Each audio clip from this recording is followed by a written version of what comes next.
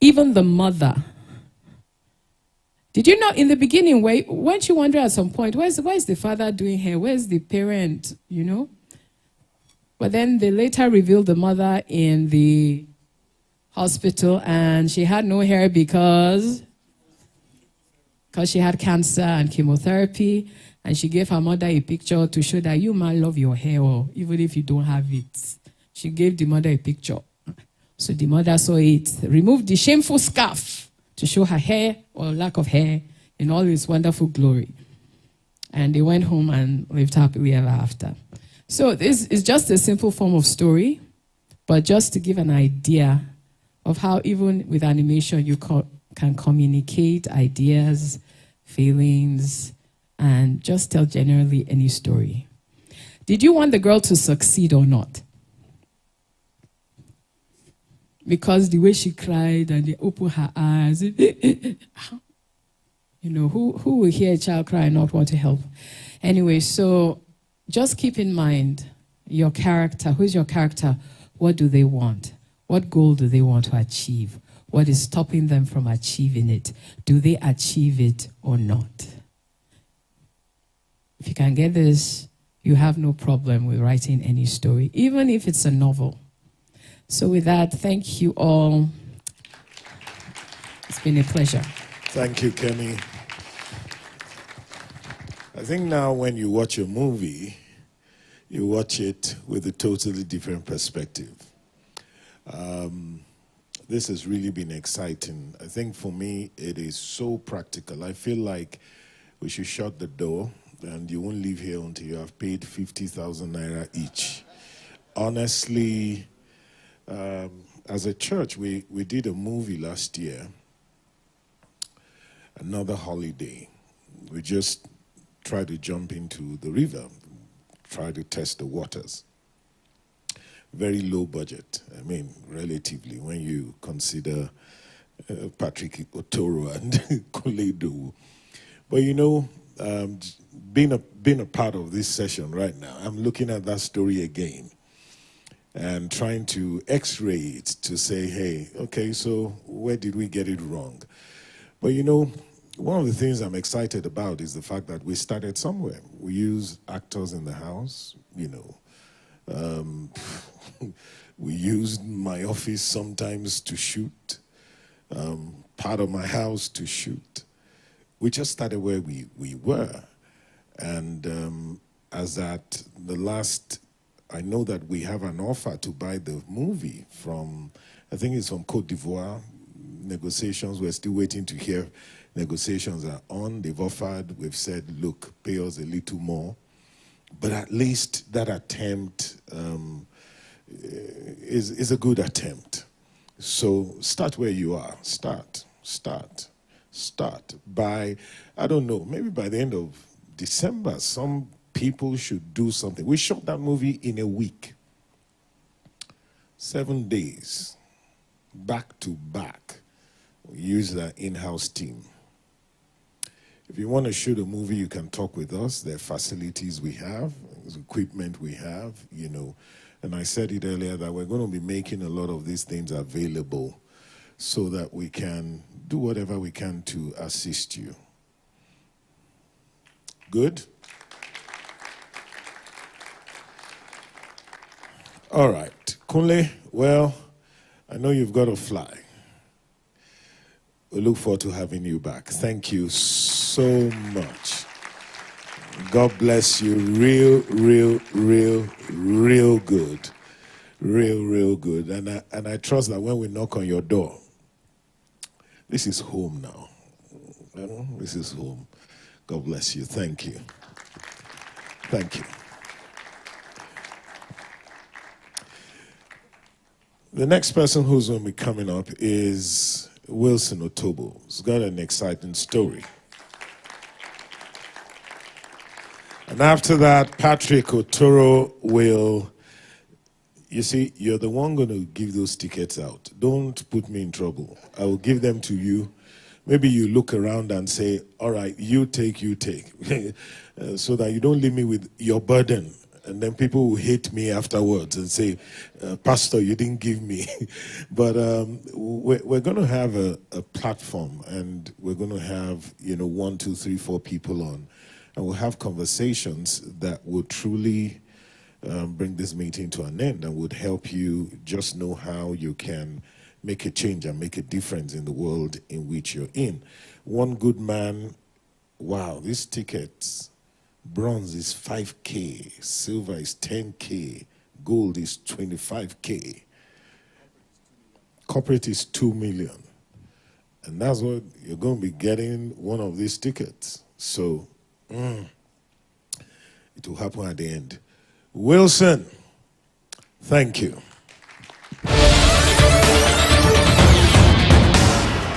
Our next speaker is a photographer and a YouTuber. He has been into photography for 12 years and counting. He's into portrait, event, and urban wildlife photography. He loves stories, capturing the emotions in an event, and also preserving these memories. As a photographer, he has worked with several couples in documenting their special day, as well as big organizations like the Red Cross and the Institute of Human Virology. He loves traveling and exploring, which has led him to make videos on YouTube. As a content creator, his goal is to travel to every local government area in the country, exploring the culture, lifestyle, and history of the Nigerian people. It brings him joy to see the impact his work on YouTube has had on several people, leading some to either invest or relocate to the country. Ladies and gentlemen, we present to you Wilson Odobo, aka Big Wheels. Sir, this is the first time in my life I'm seeing myself on the screen like this. And it's so nice, For the past 3 days, good afternoon, everyone. For the past 3 days, today is the third day, it has been awesome being here. I mean, there are so many things I've learned from Auntie Kemi and the other people that have spoken. And, it's amazing when you see you're in the journey and some people have gone ahead of you and you're learning freely. I mean, these are things people pay for and you're just here getting these things. And sometimes I also feel that because we get them this free, we don't know how important they are. Until we start this journey, we realize that those things that they gave to us were important. All right, you guys are welcome. My name is Big Wheels. Or Wilson Odobo, not Totoro, to a close.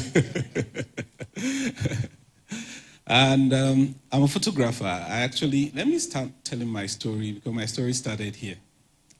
There is no way I'm going to tell the story of who I am without telling the story of where I started from, which is the Lighthouse.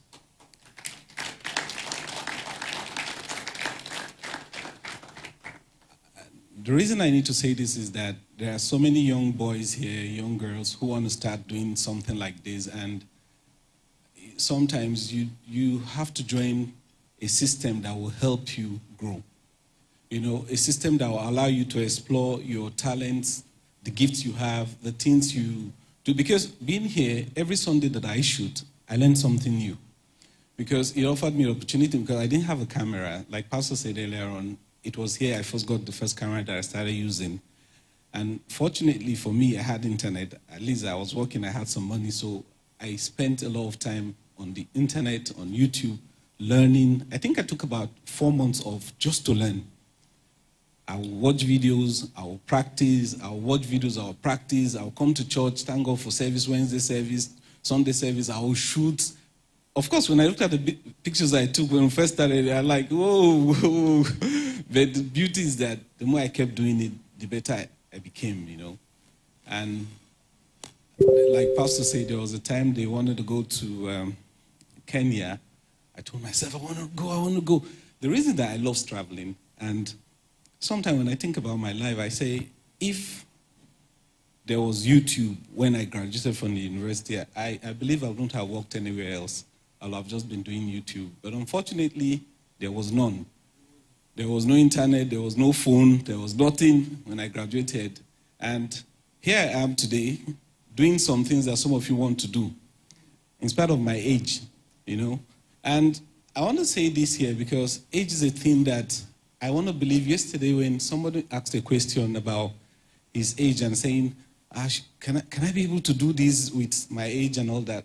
I started smiling. I said, you're not as old as me. I'm way older than you, and you're complaining. Just get up and do it. Because age for me, this is how I define it, is the jail we put ourselves in that doesn't allow us to do the things that God has blessed us with, the talents that we have. We just jail ourselves. Because let me ask this question. How many of us here know how old we're going to get to before we die? How many? None. And you're just 35 and you're complaining. Do you know you're going to live up to 80, 90 years? And instead of to start something today that will help you, you're complaining about your age because you're thinking about, say, your classmates, your friends. Some people will say, why are you doing this? Because I know I've been asked those kind of questions like, why are you doing this? And I smile because I know I'm the one that have the passion. You don't have the passion. So my answer to that question was that you will know when I get there. You will see me when I get there. Yeah.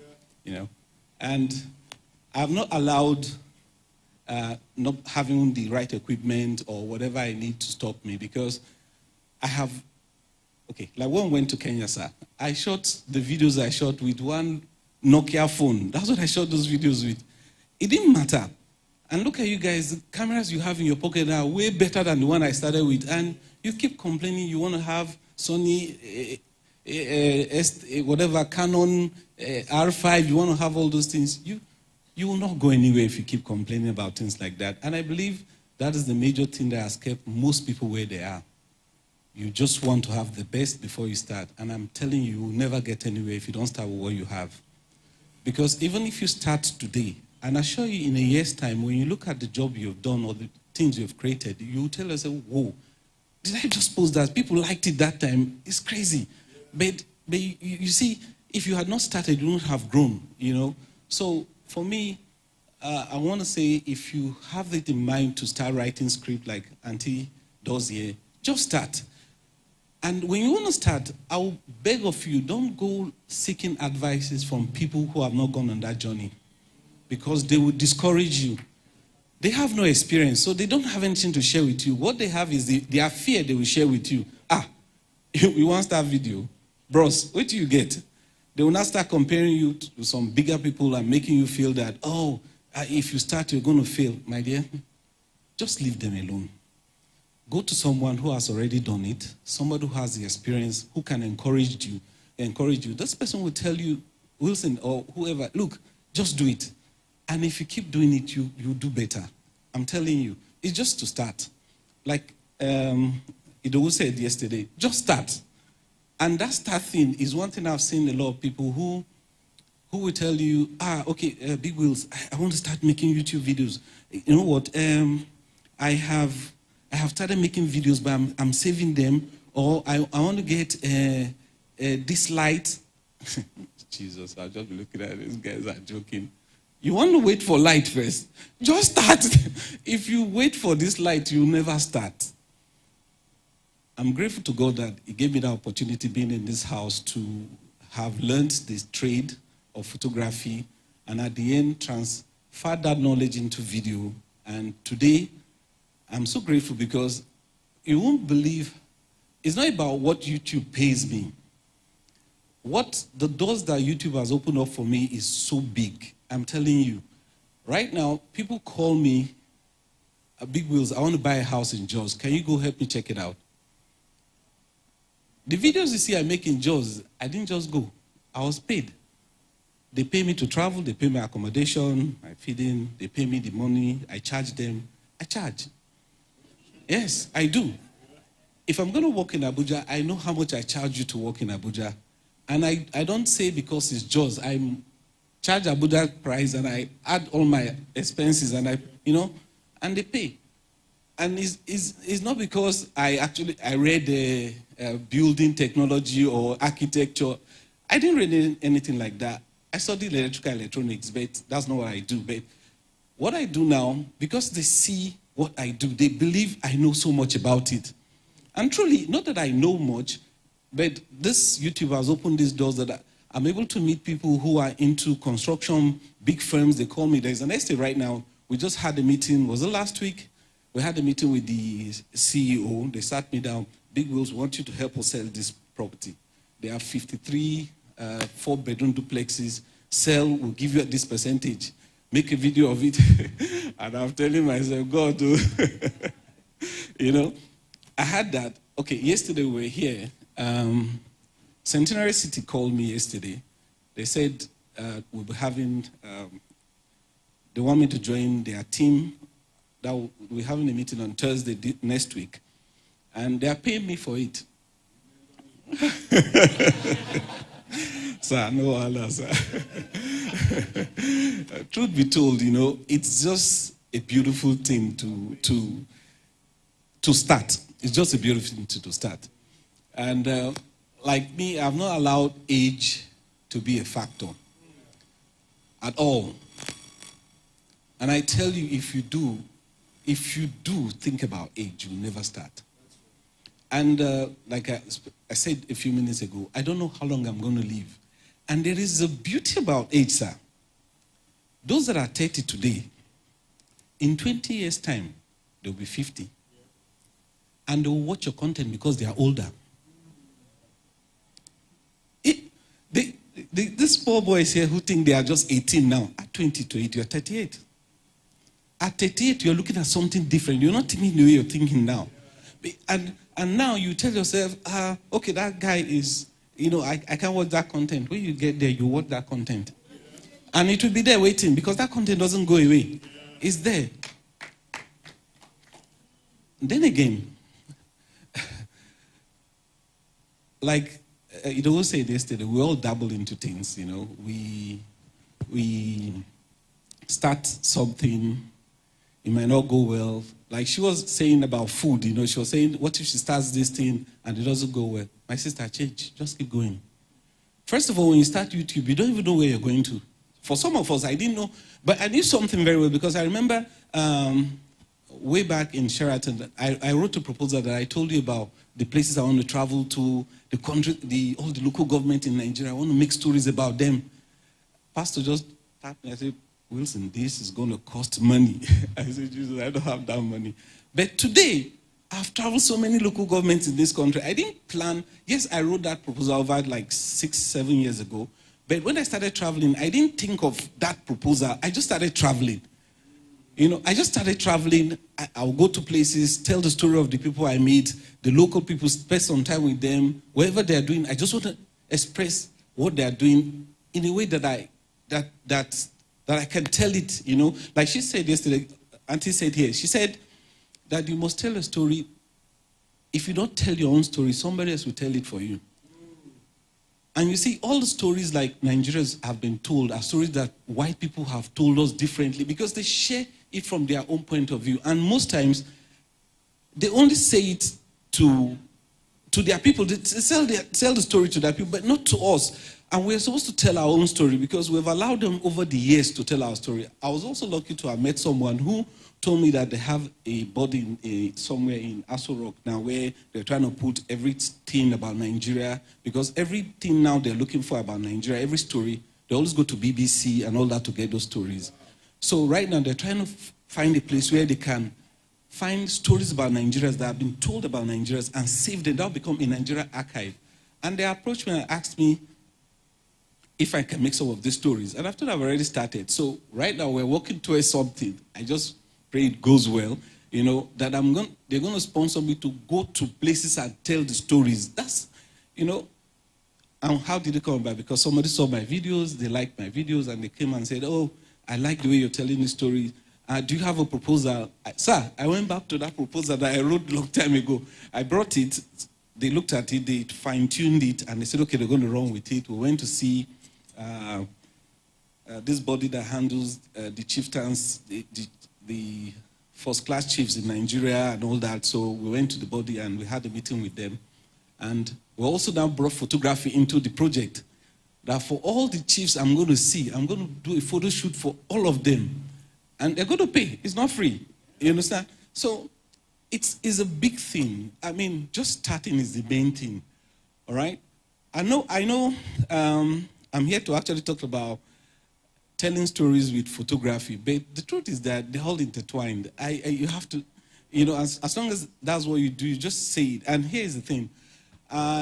Assuming now I'm asked to tell the story of Pastor with photography, say in his office. If I tell Pastor, okay, sit down here, let me take this shot, and I take that shot. All right, Pastor, I think you should stand by the window. I take that shot, stand here, and I take maybe 2 or 3 shots. Have I told the story of Pastor? No, I haven't. Those pictures, yes, they are part of his story, but they're not his story. To really tell the story of Pastor, I need to take pictures of the things that are in that office that tells us who he is. Let me use that for example. Maybe the handbag, the things on his hands. I need to take closer shot of those. I need to take the closer shot of the tom-toms he likes to take. I need to take shots of maybe the family portrait that is sitting there, the cup he uses to take water. You know, I need to take pictures of all these things. These are the things that tell the story of who Pastor is. The pen he uses, the Bible he uses in the office, these are the things that tell the story. It's not just him alone, you know. So when I'm being hired to cover an event, what I do is that I look out for the things that are strange.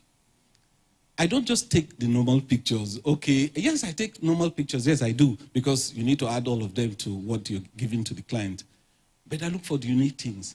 I wait to see somebody do something.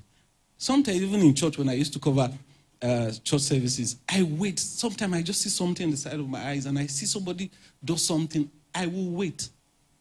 I will hold the camera there. I'm waiting. You must do that thing again. I'm waiting.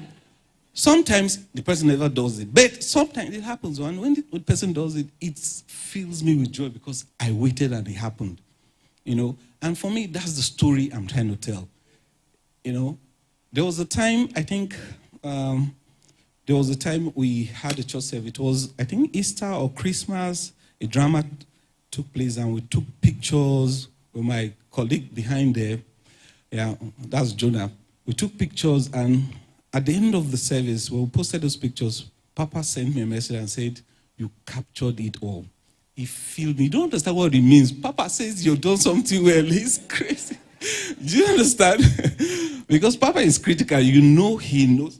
Because, look, and that's the way I am too. Because it's like when people come to the studio and they say, Big Wheels, I want to buy maybe a new camera. I said, okay, which one do you have now? The person will tell me. I said, okay, how long have you been using it? Have you really used it? It's true that you have not used it. Look, you need to be able to close your eyes and know where everything is on that camera. Let that camera be until that camera becomes an obstacle to your progress before you know you need to change it. Not when you can still use it, because people just tell you because they have a friend in Lagos who bought a new one, they just want to change this. Do you know this? Do you? And when people come to my studio and they're telling me, I'll just be smiling. I say, guy, you don't sit down. Learn this thing. Learn this thing. Sometimes I even tell them, okay, I use paper to close the screen behind the camera. I say, go and take 12 shots, and come and show me. That means you're not seeing what you're taking. That's how I with normal camera those days. There was you don't see anything. You just go and take pictures. Go and take pictures and come back. If you can take good pictures without looking at the back of the camera, then I know you're good. Because now the things are so easy, you can just pick up our phone and take. Praise God for that. We can do that. Let's not allow things like this be an obstacle. We're praying or we're wishing to have the greatest and the latest, and we're not doing the right thing. Get up and do it. I know a lot of us, like I said before, we dabble. You may want to start content creation, and you want to make, I don't know, maybe you want to do something about food, like you just mentioned. And maybe by the time you start, you realize that, I don't have enough money to buy all the ingredients. Why not you make a video talking about how to buy ingredients? You don't have to buy it. You talk about the kind of ingredients that you can use to make the food. You don't have to make the food. I don't know whether it makes sense. The truth is that you never know exactly where you're going to. Because by the time you start doing it, you discover something new. Just do that something. You just keep doing it because you're just starting. New audience will come. New people will come. Sometimes they may not even like the first one you were doing, the one you thought you really wanted to do. You discover there is something else that you started doing that they start liking, you know. And for me, I think one of the greatest things I've seen is this obstacle where people don't want to start because they want to have everything in order. And then again, I think I should say this. People say consistency is what you need, right? But you have to be careful with that word consistency. Consistency might not mean posting a video every day. No, that might not be consistency. Consistency might be doing one thing over and over and over again, because the algorithm, YouTube, wants to know what you are doing. They want to know what you're doing, because if they know you do, say, you do videos about clothes, maybe you talk about fashion. If you do fashion so much, after some time they recognize you as that. That's what you do. You know, that's consistency. You might be considered to doing fashion today, tomorrow you do this book, next tomorrow. But you see, when you're starting, you don't do anything, so you always dabble into things. But at the time you find something that, okay, resonate with your audience and they like that, you start doing that thing consistently and you will grow. I know yesterday we were told that we need to start earning money, international money. You shouldn't be earning just Naira alone. This is an avenue to earn that kind of money. Because there is this joy when you have an alert, you know, you see some pounds coming into your account or dollars or whatever it is. You know, it's nice. Then you can, you know, you're making good money. You understand?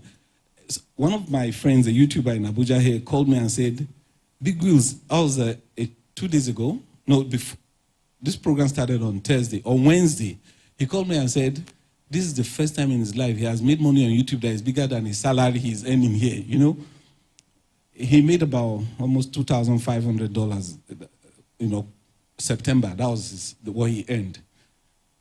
How many of us earn $2,500 here? I mean, it's crazy. For just posting videos, But when you're starting, please let money not be the issue. Because if you put money first, you will not, look, you'll be frustrated, exactly. You'll be frustrated because you need to get a certain number of subscribers, certain number, I think 1,000 subscribers and 4,000 hours of views before you can get monetized. And I tell you, it is frustrating because you're waiting for people to subscribe. And let me also share something that is important. Not everybody in this room will subscribe to your channel. Just know that. First of all, we don't like the same thing. So you may be doing the content that I don't really like. Do you understand? So you may show me your channel and say, this is my channel, this is what I do. I say, okay. Maybe you have waited for me to subscribe and I don't subscribe, you're upset. Look, just know that it's not all of us that will subscribe to your channel. But at the same time, it is good for people to support you so that you can grow. But the problem with people subscribing to your channel and not watching your YouTube videos is that YouTube will see, the algorithm will feel as if they don't really like what he's doing. That's why they are not watching. And that's not good for you. I'd rather you just watch and like it than subscribe and don't watch my videos.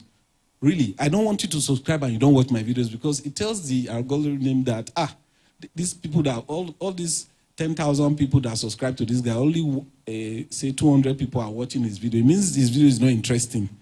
That's why they're not watching, because they subscribe. Why are they not watching? Do you understand? So don't be upset if your family member decide not to subscribe to your channel. Please just know that they might not, they like your content, but that's not what they really want to watch.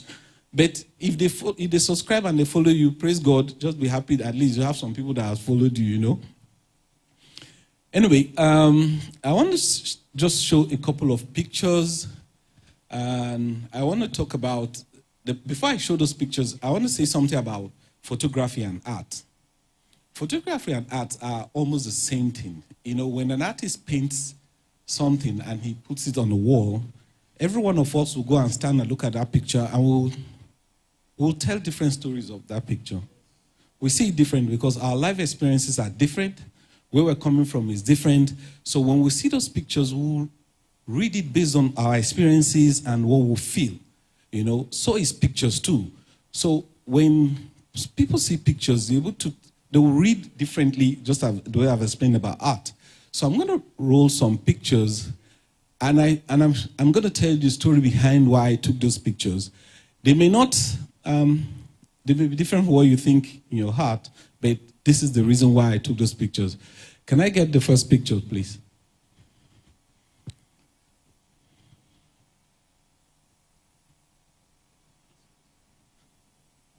Okay. Seeing this picture, I don't know what must have gone through you guys' mind. I actually took this picture some years ago. I was sitting in a car wash, and I saw this woman coming in front of me. I went to my car, took my camera, and I waited for them.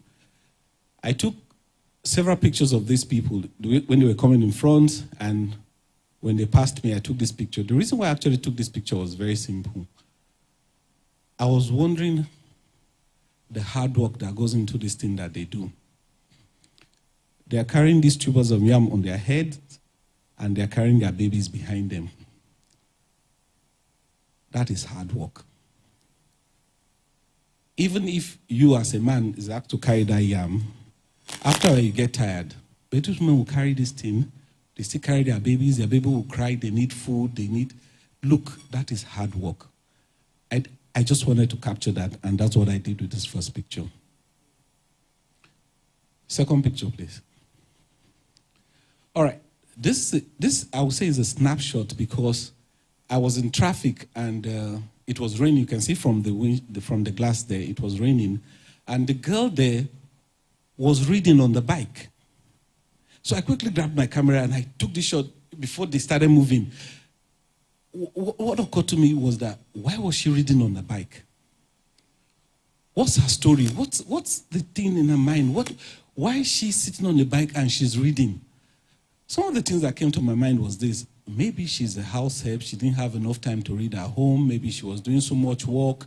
Maybe they have a test and she has not read. She needed to just read. I needed to capture it. After taking, I think this was the second shot, the bike went away and I was just wondering, but that's life for her and I needed to capture that. Third one, please. Okay, this picture I took somewhere. We all know Aso Rock, right? This picture was taken at the base of Aso Rock. But at the base of Aso Rock, there's a stream or a lake there, and water's flowing into it. And I actually wanted to take a picture of this Aso Rock in a different perspective, because a lot of people have taken this picture of Aso Rock. In a way, every picture you see of Aso Rock is almost the same. I wanted a different angle. I didn't want to take the normal picture people were taking of Aso Rock. So while I was trying to go around where to take this picture, I heard these clangs of pans and plates somewhere. I was wondering what was making the sound. So I went through the fence and I couldn't really pass through the fence. You can see, okay, you might not see, there's a slit at the side of the picture. You see, that's the barbed wire. I took this picture of these children playing there. And what occurred to me was that these children are never aware that this place that they are, look at the magnificent Aso Rock everybody talks about in Nigeria or whatever, everybody knows, and they're just there. It's just, that's what occurred to me at the time I took this picture, All right, next picture, please. If you are like me and you grew up in Kaduna, those days, there are some people they call Meshai. Not the normal Meshai that boils tea in the evening. No. These are Shuara people. They call them, they're Arab people that goes around selling shai. They have one kettle thing with fire inside. That's what they walk around with. This is how they make tea. I went to Dawaki, I think a few years ago, and I went to fix a generator. While I was there, I saw this man with this tea. I said, Jesus, I must capture this because it is something that reminded me of my childhood. I've seen these people then, but there was no picture then. You didn't have any camera to take pictures. But when I saw this, I needed to take this. I took the picture of this, took the picture of the man pouring the tea, the wide view and all that. But anyway, this is just to remind me of Meshai. All right, next picture, please. Okay. We know the situation in the eastern part of Nigeria. A lot of people were displaced and they moved some of them to Abuja here. This was taken in an IDP camp. And what struck me when I took this picture was this. people that are suffering are having children, they're having twins. Meanwhile, people are praying, they have money, and they don't have any child. God just does what he wants to do regardless. You know, you may think because you have so much money to take care of children, God will give you.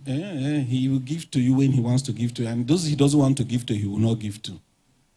And this is a gift for them in spite of the suffering that they are going through. Next picture.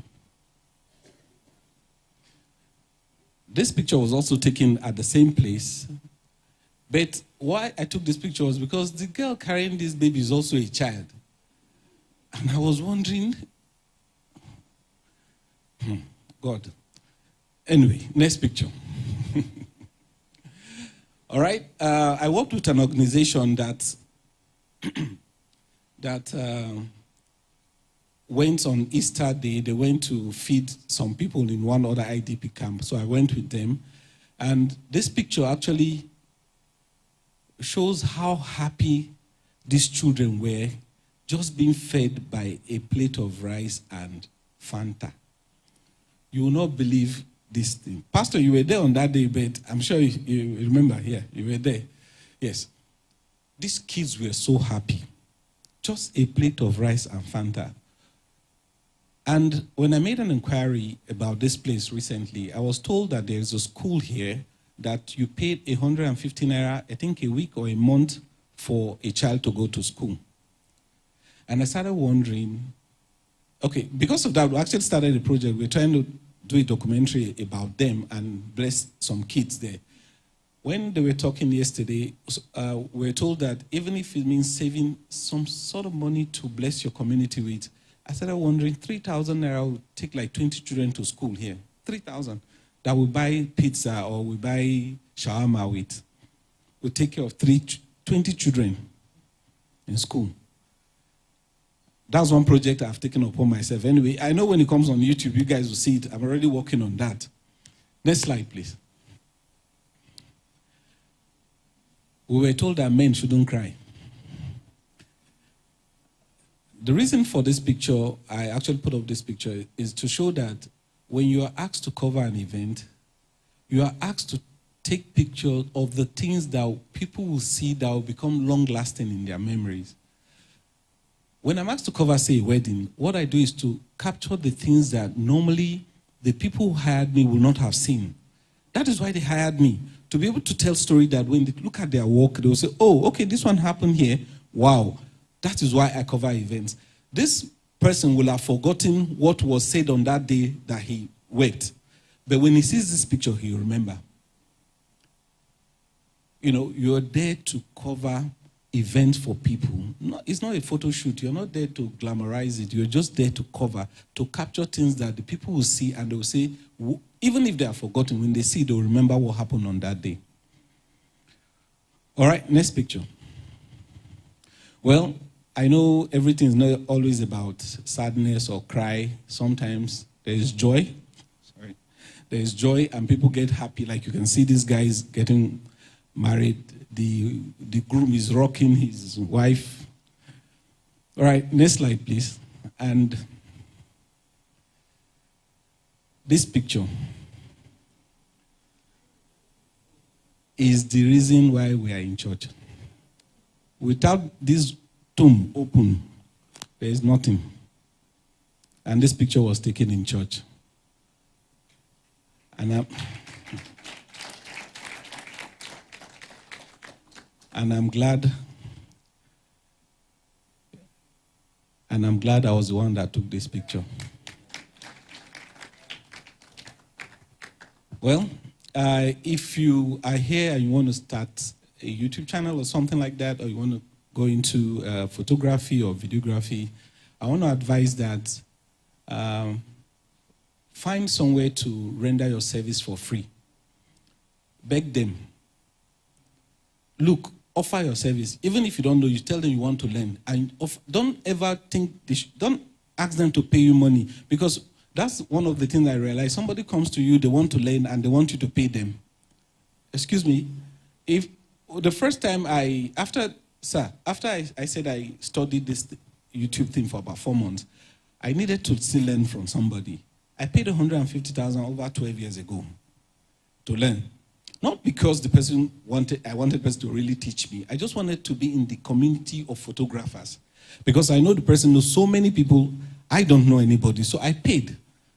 And I was with the person first week, second week. After a while, the person told the person that brought me that I don't think I'm teaching him anything. No, because the person who makes mistake, I'll tell them, excuse me, that's not what. After a while, the person say, I don't think I'm teaching this man anything. So when the person confessed that, because I knew within me that the person wasn't teaching me anything, because technically the person knows how to take pictures, but didn't know this. The person didn't know what was making it happen. The person just know that you press it happens. But because I have read so much, I knew what was happening behind. So after a while, I just stopped going there because there was no point, you know. All right, so like I said, if you want to learn, find someone to mentor you. Just find someone to mentor you and offer your services for free. Because if we are asked to pay, you can't pay. So just learn. And when you're good, other people... Okay, let me just say this just before I round up. After I learned from this person and I stopped working with the person kept calling me, Big Wheels, please, there's an event in Kaduna, I can't go, can you help me cover it? I'll jet off. Without pay, I'll drive my car, fill my car, I'll go, shoot, come back, I'll give the person, okay, don't worry, I'll see you. I didn't care whether the person paid me or not. There was one that even happened, sir. They had an event, all the journalists came, they wrote their names, and we came. By the time we were done, somebody came and saw my pictures and said, whoa, I like your pictures. Can I get them? I said, no, I'm actually working for someone. The person said, okay, I will pay for them. I said, okay, you can come and meet me. It was a Saturday. By Sunday, the person came to church. We were in Sheraton then. The person came, and I called the other person that sent me to do the job that, look, somebody wants this picture. What do I do? The person said, tell them to pay. I said, how much? He said, tell them to pay 10,000. I said, okay. Sir, you have to pay 10,000 for the pictures. The person said, okay, they will pay. They came on Sunday in church. We were in church, copied the pictures, and they left. I took the 10,000 naira. I went to the lady. I said, here is the 10,000. She said, okay, I'll give you your share later. I went away. Today, my share has not come since. But you see, those things don't matter to me. You see, is it now? The money I make now is way more than 10,000 naira. So what is it? The important thing is just to serve. Just be there. And sometimes people will step on you. They will use you. Yes, be used. So that you can grow. All right? Thank you, sir, for having me today, sir.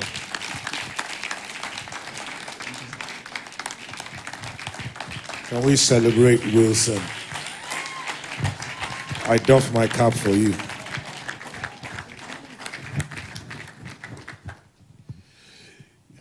You know, I pray that you just heard him and every other speaker that has spoken. That last point was just so solid.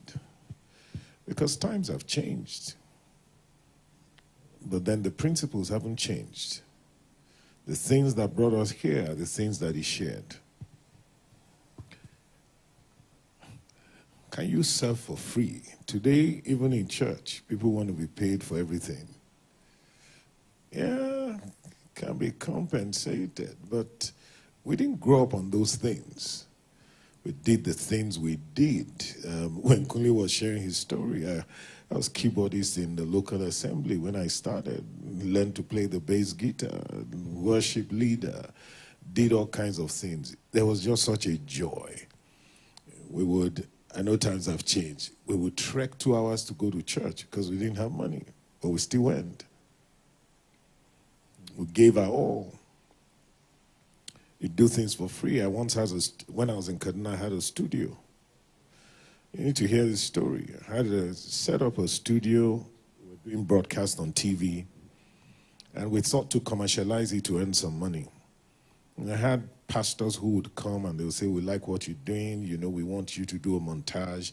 But honestly, we don't have money to pay. And I would say, just do it for them. Do it for them. Some people could pay. Those who could pay could. Do it for them. And here we were, you know, just running skeletally, doing all that we knew to do. And one day we saw an advert in the papers. The Federal Ministry of Culture and Tourism wanted to do a couple of work. And we just responded to it and said, look, this is what we've done. And we sent it. We knew nobody, absolutely nobody. And we just sent it in and went to sleep. About 3 months later, my phone rang, strange number. Lady said, well, is that Petra Technologies? That was the name of the company I set up then. And I said, yes. She said, well, we just want you to know you've been awarded a contract. I said, which contract? Because they say in Nigeria, you can't get something without knowing anybody. I said, well, come to the office. I wasn't in Abuja then, and I came. And I'm sitting down there and saying, because we bidded for 2 jobs, and we didn't even know which. And I'm looking at it, and the secretary says, oh, you know, who are you? And I introduced myself. And he sat down, looked through the papers. And the guy said, this job, when una collect the money, me una pay tithe. Now, I didn't say I'm a Christian. I didn't say anything. He said, make una give God the honor. And I'm wondering what's going on. So when he went into the office, due process office then, I peeped to see. I know what was written there, the recommendation from the ministry. Now, the ministry cooked up that project to siphon money out. But when it got to the due process office, we were the lowest bidders, tenderers.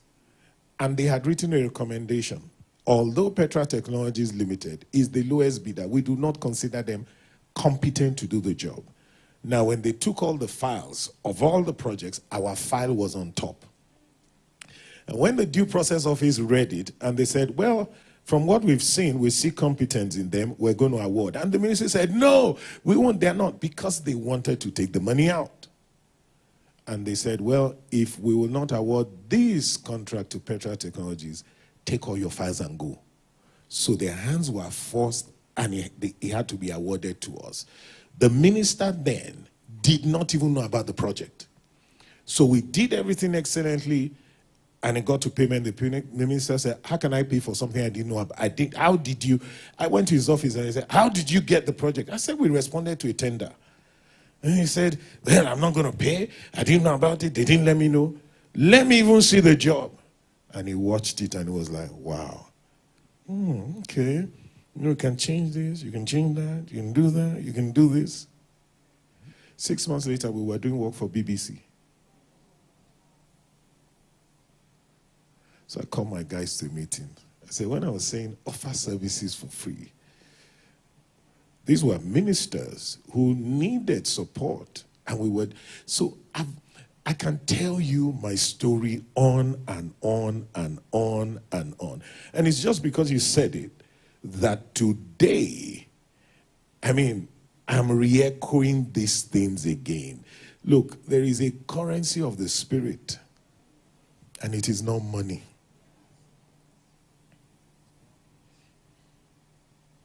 But you have reduced your life and denominated it. I was sharing this same message in this house. A lady in her 50s heard it. She didn't have a job. A lawyer, she walked into a chambers and said, I want to serve for free. Like, for free? So I just want to come in the morning and work. Do you know that she was getting there ahead of those who were employed? And she will be the last to leave. One day, here comes this man. And sees, comes to see the head of the chambers and says, who's this lady who's working so hard? She's working for free. He said, really? And got to know her. He later became Chief Justice of the Federation. And when he did, he said, I want her to man my office.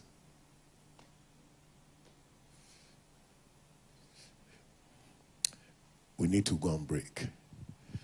Thank you, Wilson. We're going on a 20-minute. Is 20 minutes good enough so that we can wrap up and be done with the final session? Is 20 minutes good enough? Yes. Okay, so those of you who have your meal tickets, those first 50 who came free, I think the tents are set out there. So just head out there and go get your food pack and enjoy yourselves. If you don't have a ticket, well, you may have to buy your food. Or if you came with Gary, Granot, we may find a cup or something for you.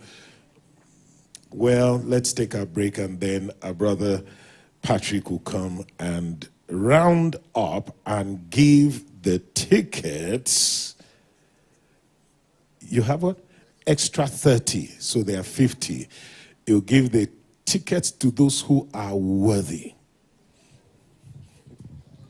They're all worthy. You will determine that. So let's take a break right now, and we'll be back, and we'll have here Wilson some more, Kemi and Patrick Otoro. All right, God bless you. See you shortly.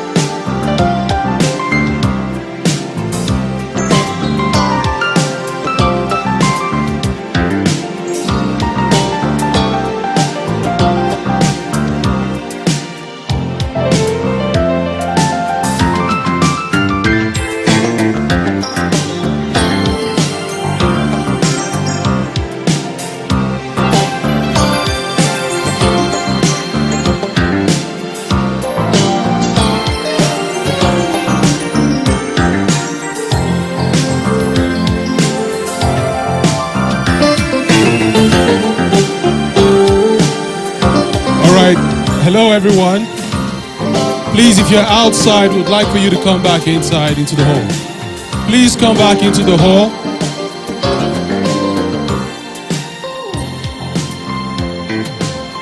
We should be starting the next session and the final one at that in the next 5 minutes.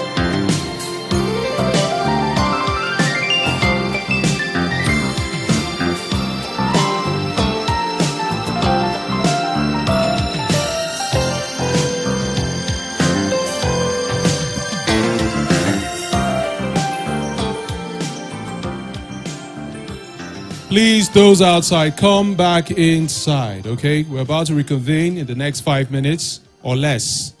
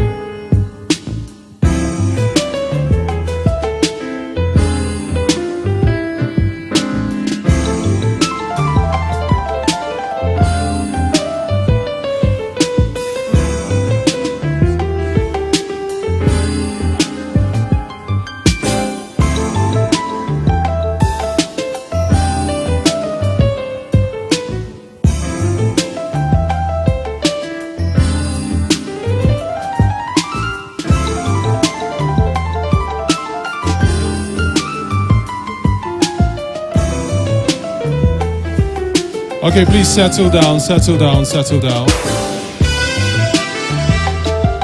At this point, I would have to stop those eating. Anybody eating outside, right about now, please go outside. If you're still eating, take your food outside. Yes, if you're eating, take your food outside, please. No eating in the auditorium right now. Thank you.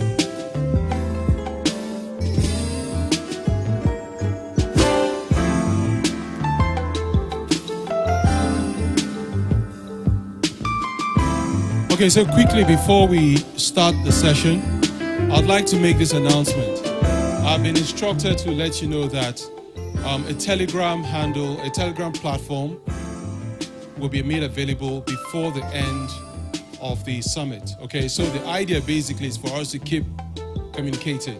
Now, even when you create content, you can drop or send a link, drop the link on that platform. Okay? So we can all agree that we're a community now, isn't it? All right. We're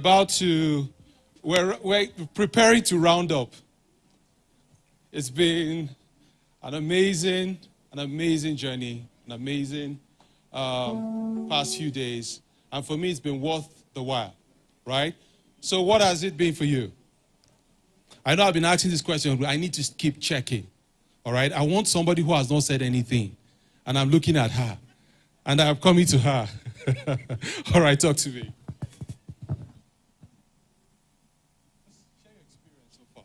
Okay, good afternoon, everyone. I think I should stand.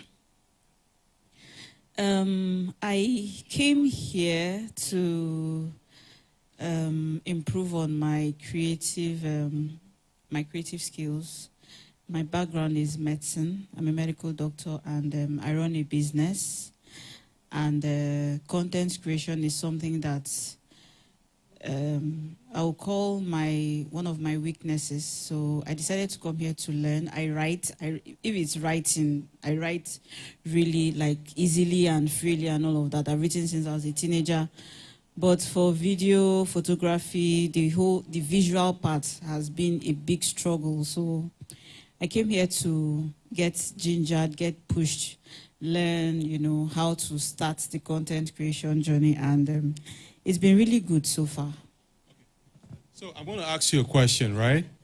I'm sure this is one question as you may encounter eventually. You're a medical doctor. Why do you want to go into cancer? Why do you want to copy Dr. Aproko? Why? Okay, first of all, I'm not trying to copy Dr. Aproko. He's doing... I can't have... The level I am now, I can't really copy him because I've specialized. I'm actually a pathologist now. He's a general... So he's like a general practitioner, and I've over-differentiated. I've gone too far off to start, doing that. But my business is skincare. That's what I'm interested in. That's what I do now.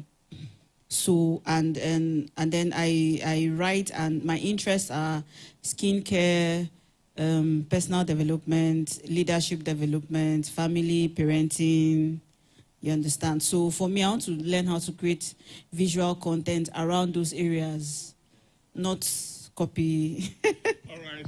Amazing. Thank you very much. So I'm picking randomly, because if I wait for people to talk to me, okay. The gentleman with the pink shirt. Is today your first time here? Yes, you. Okay, orange, don't mind me. It's all color blindness. So.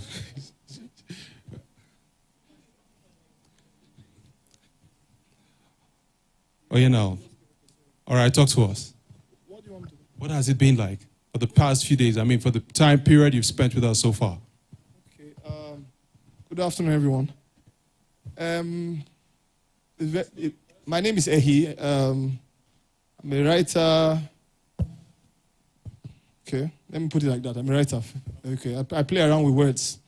And when I saw the program, I was very captivated by the idea, the international creative. So I came first yesterday, a bit late. Anyway, so I think when I came, I heard Mr. Pastor Kunle, the futurist. He was talking, and there was one thing he said that struck me. He talked about giftings or particular parts, but rebranded. He is a prophet, but he calls himself a futurist. That allows him operate in the corporate space, because some of the things he talks about, so I'm just saying, I'm telling you the things I learned. So it made me start thinking. I said, okay, well, I call myself a writer. I'm an idea person. He talked about changing the perception people have of you by giving yourself a different name. he said, for instance, he said graphics. If you call yourself a graphic designer, it's no longer, you may not really. So I'm just talking about things I've gained. So I learned from that. Then the very funny guy, the Kunle Do, yeah, he talked about starting basic stuff. You don't need to do so many complicated. Don't look for complicated. Start. Context is everything. So it really struck me. And these are sometimes you want to overanalyze and over prepare. So that's one thing I gained from that. Well, let me not talk too much. Thank you. It's all right, Ehi. Thank you very much. Thank you very much. So who else is going to speak with me now? You either raise your hand or I call you. Okay, all right. What have I learned from today? Well, the most important, my name is Ufomba, Azuka Ufomba. The most important thing I learned today is to get started. You lose 100% of the battles you never fight. And you may win 50 of the ones you fight or lose 50, but you will lose 100 of the ones you never fight. Okay. A bit philosophical there. All right, let's hear you, bro. What's the name? The name is Joseph Emmanuel. So the major take for me was from Big Wheels when he said, when it becomes an obstacle to your progress, that is when you need to change it. So a lot of times I was like, to grow my online business, I need to get the latest tech and all. But then if it is not an obstacle, then you don't need to change it. All right, thank you very much. Thank you very much. Okay, I need one more person to share with me. All right, quickly.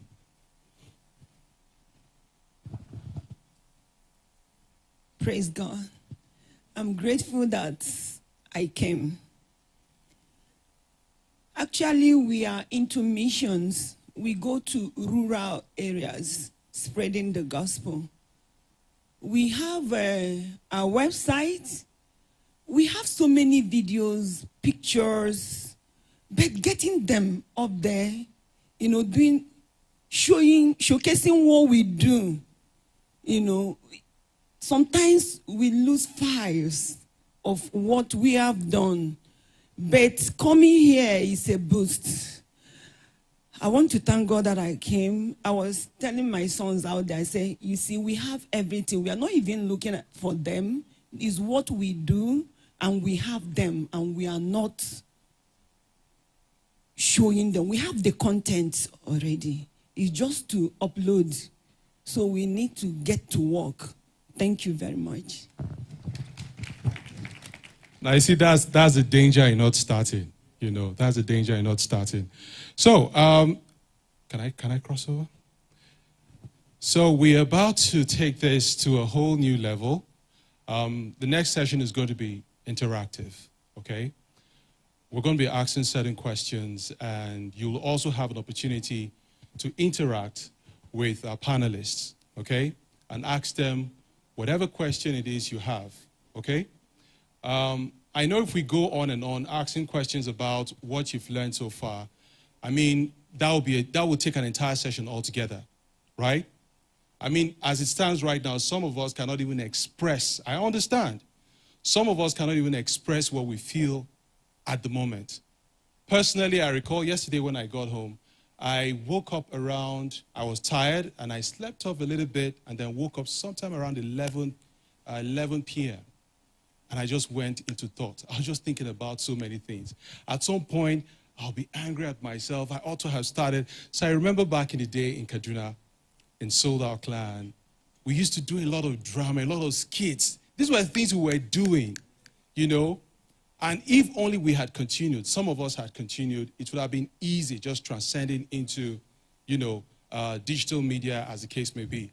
But sometimes elements like procrastination, who is going to watch us? But then I need to ask a question. Maybe when we come on stage, we'll start up with that. Something makes me feel, through all of this conversation, I feel that normal people will not make it. I don't understand. Do you get me? You have to be a little bit abnormal. I was listening to a comedian some time back, and then he said, I told him, I don't know what's this guy saying, but he said it. But then most times when I think about it, people who are breaking grounds, people who are doing certain things, I mean, they don't seem normal to me. I don't know if you understand what I'm saying. So ladies and gentlemen, once again, put your hands together for yourselves. Okay? And like I said earlier on, we're going to have a Telegram page. So every one of us is going to be on that platform. If you create content, drop the link there so we can follow and all of that. So, here we go.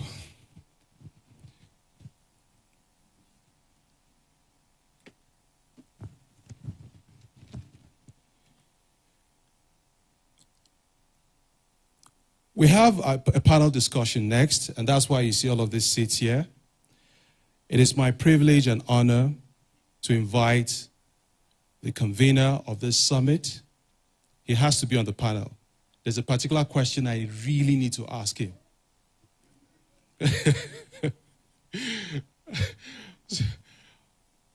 All right, there's a question I need to ask him. So without further ado, I'd like to invite my pastor and my father here on stage, Pastor Shola Adeseye. You can do better than that. You can do better than that.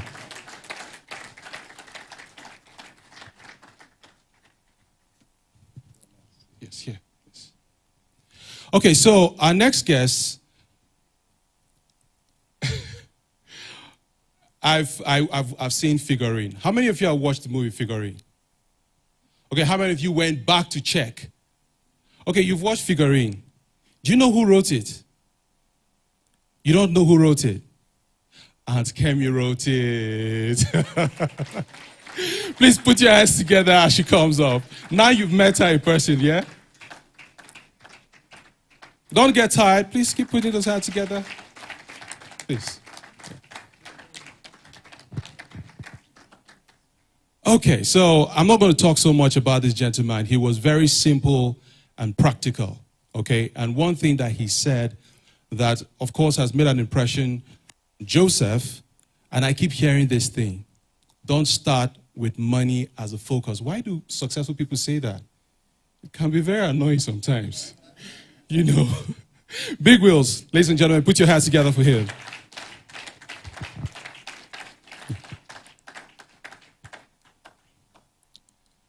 All right, so our next guest, I grew up watching this gentleman on TV.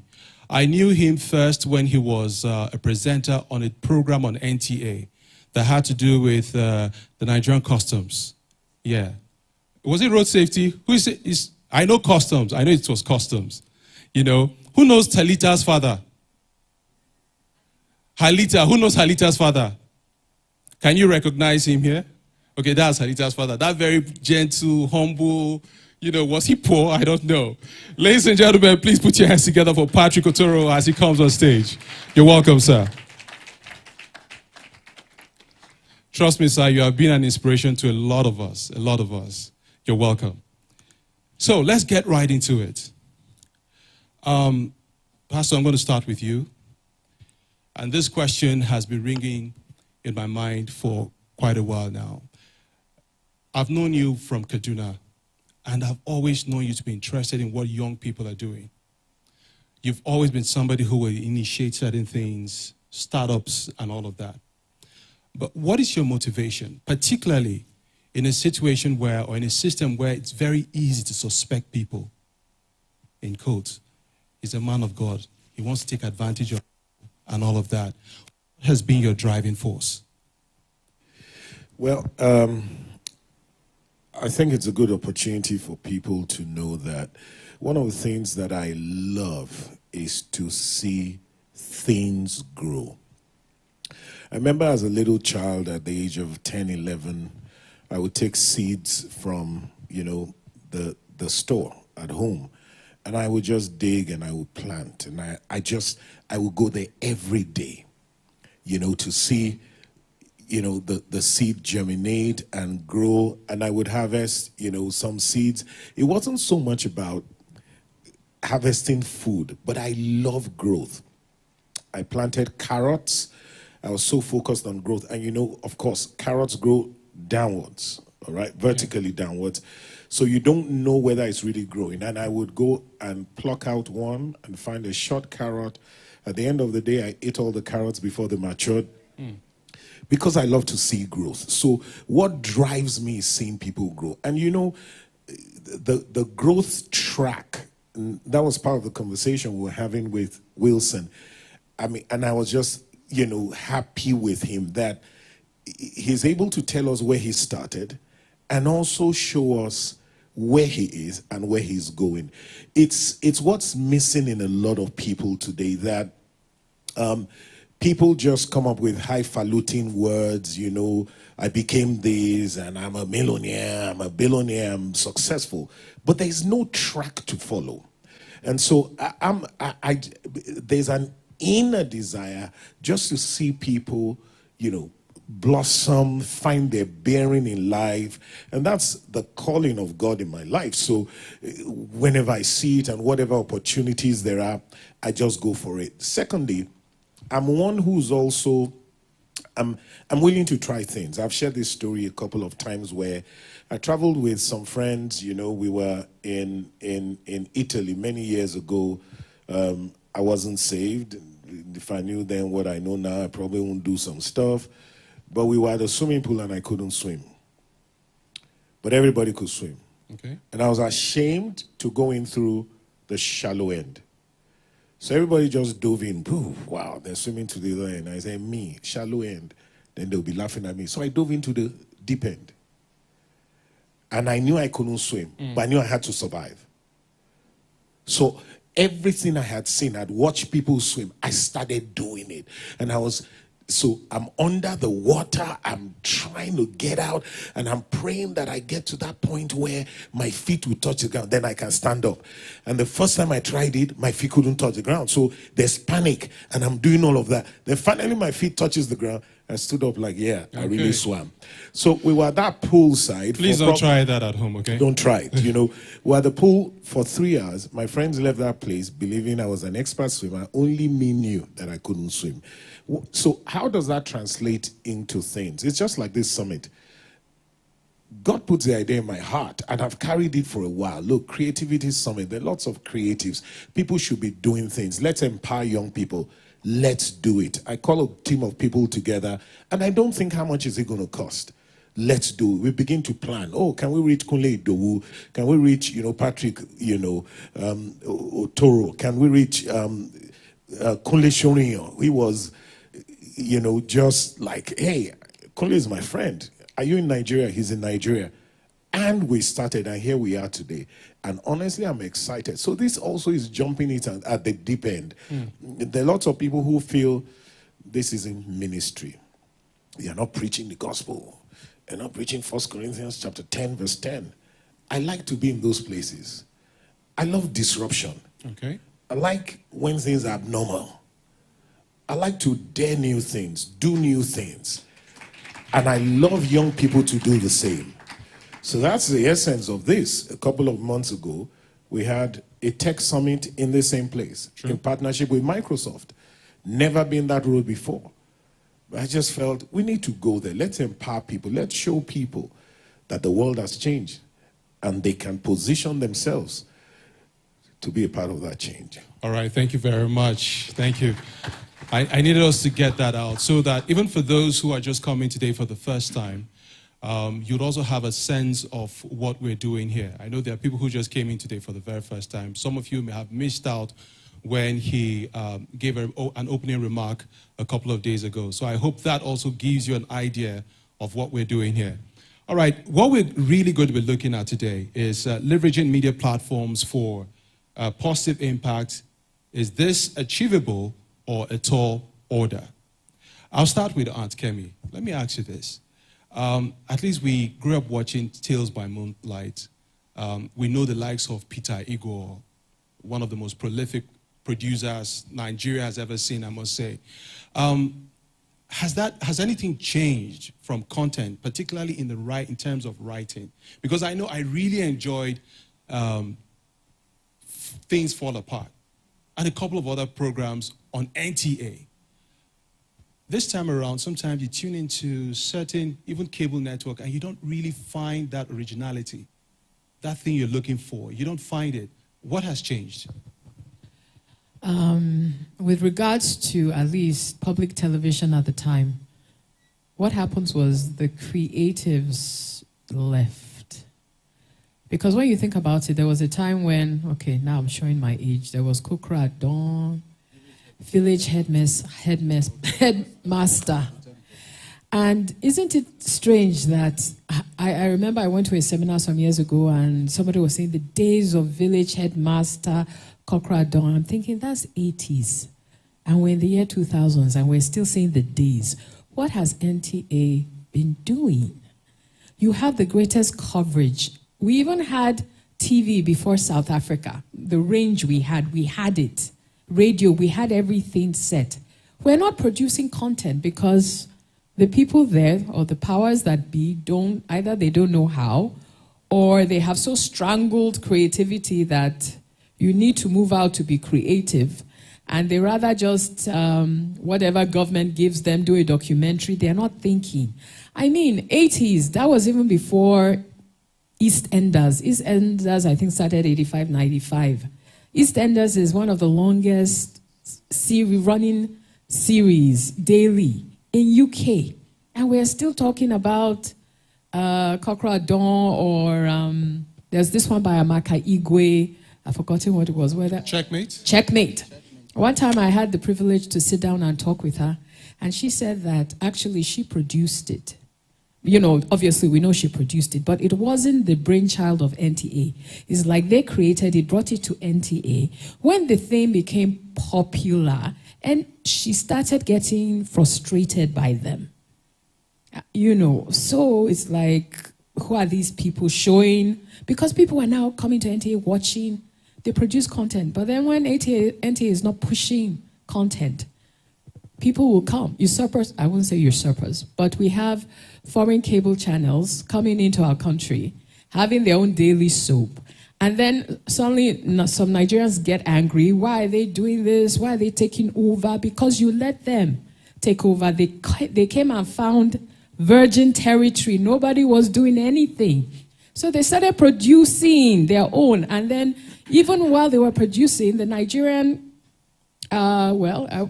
system would try to frustrate them or try to, just try to strangle it. But then, of course, they stuck their guns. I mean, think about it. They came into our territory. We were not doing anything. They started doing. And of course, they'll have their own rules, their own philosophies in place. You're referring to the advent of Telemundos and all of that? Yes. Yes, exactly. I mean, there was a time Telemundos, why weren't we creating our own content? South Africa has like over 40 different languages, They try to reflect that.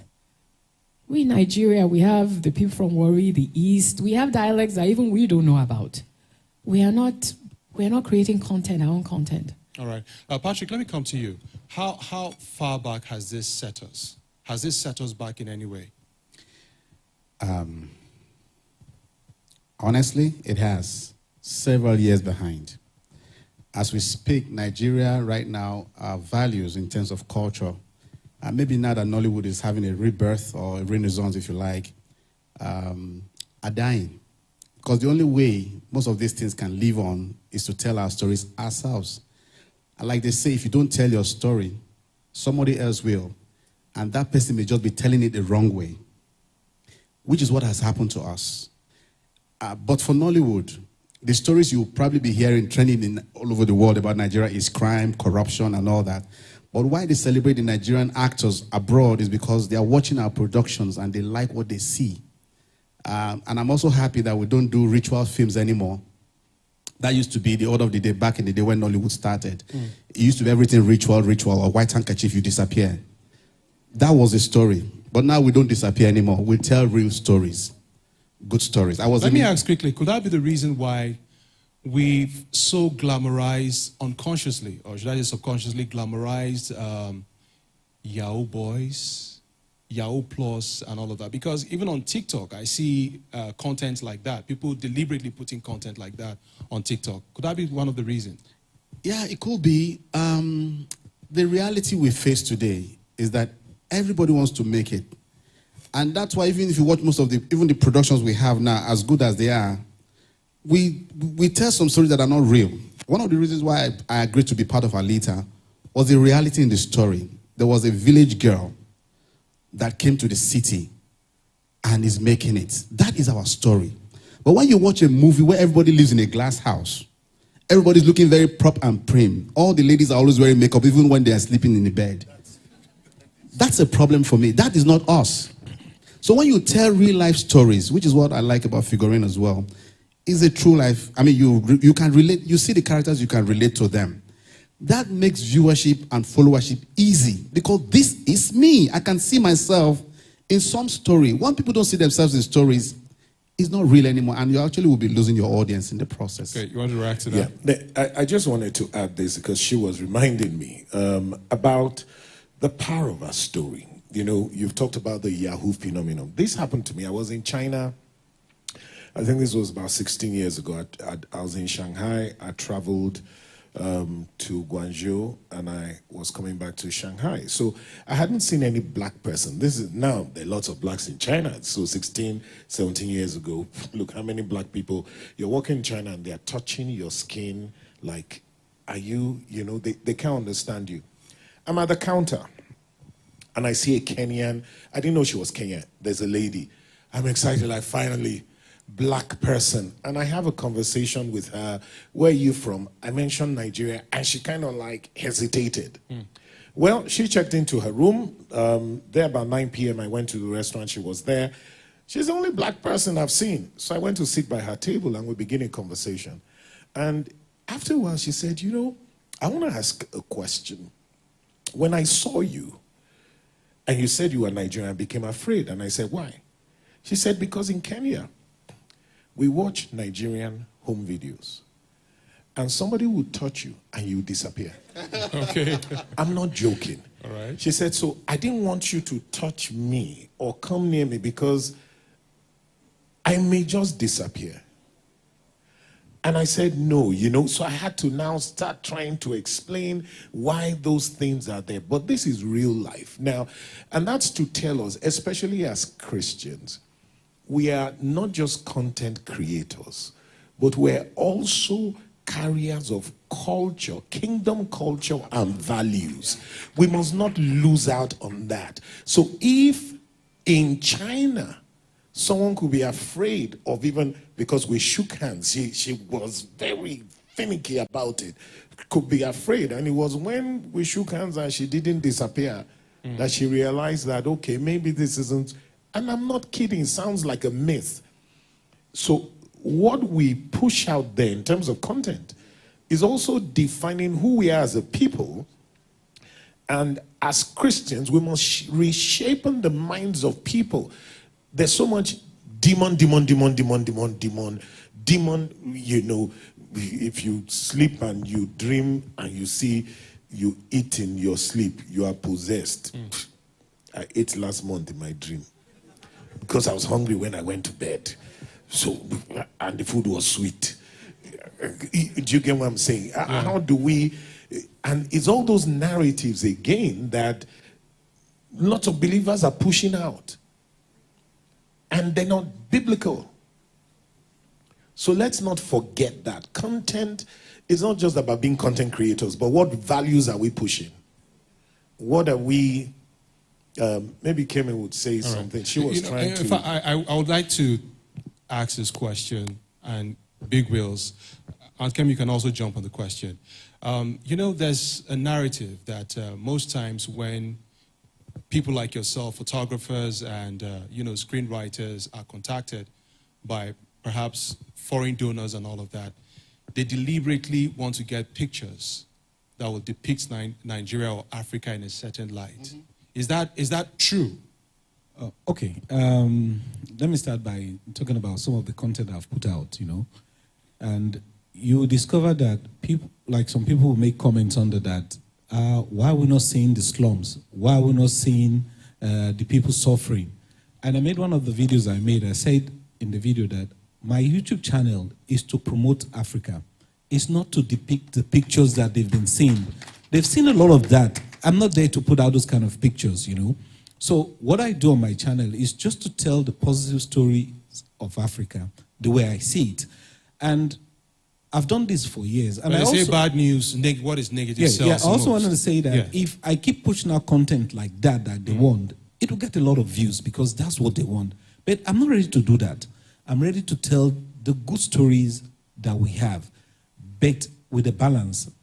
You know, what I do, even if I want to say or show something that is not very good, I don't show it as bad as it is. I just showed a bit of it because the truth is that they have told so many bad stories about us. Why am I promoting the bad stories? It makes no sense. You know, because the story I need to tell is the good one, and that is what I want to tell. So let me ask you this. If it's more like a practical question. You're contacted to go do a story of out-of-school children in the Northeast. I mean, that is the reality, and there are quite a number of them out of school. What sort of story will you tell? Okay. Or rather, how would you approach that story? First of all, it depends on what they want me to tell, really. If they just want me to tell how the Boko Haram incidents have affected the kids and now they're no more in school, yes, I will tell the story that way. But if they want me to depict it as if they are suffering and they're all dying, which is not true, I will not. I will not. I will only tell you the story as I see it, you know, and I will show you the way it is, not to color it or make it look more terrible than it is. Okay, Kemi, can you jump on that? Yes, I just remembered a story Chimanda was talking about when she was describing her childhood to a group of foreigners or Europeans, and she said she had a bicycle growing up and she would drive down or ride her bicycle, and they were like, bicycle. That sounds like our own childhood. That cannot be your childhood, because they like the idea of, oh, you were, maybe it's only when it rained you went out to bath, or, you know, you lived in abject poverty, you didn't have TV. Actually, the people over there abroad, many of them have been so poisoned by a bad impression that has been sold to them of Africa, that if you're not careful and you go abroad too, you would start to believe it and think, you forget about the reality of Nigeria. Because those who have gone abroad maybe 5-10 years and haven't come home in a while start having that same point of view. Oh, they'll kill us. If I just go out the street, somebody will stab me because the crime rate is so high. Meanwhile, in America, they have maybe even more people die per day. They are not pushing that out. So the thing is, and to be fair, there are different types of, there's the real. There are super rich people in Nigeria who are living on a different plane, though they may be the 1%. There are those living in abject poverty. There are those in the middle. Then there are those, so which story would you tell? Film sometimes likes to exaggerate, or maybe they find it aspirational. Telemundos, those are, even for the people in those countries, they are done to be everybody hyper-glamorous, everybody's beautiful, everybody's wearing makeup every day. It's a type of storytelling, it's fake.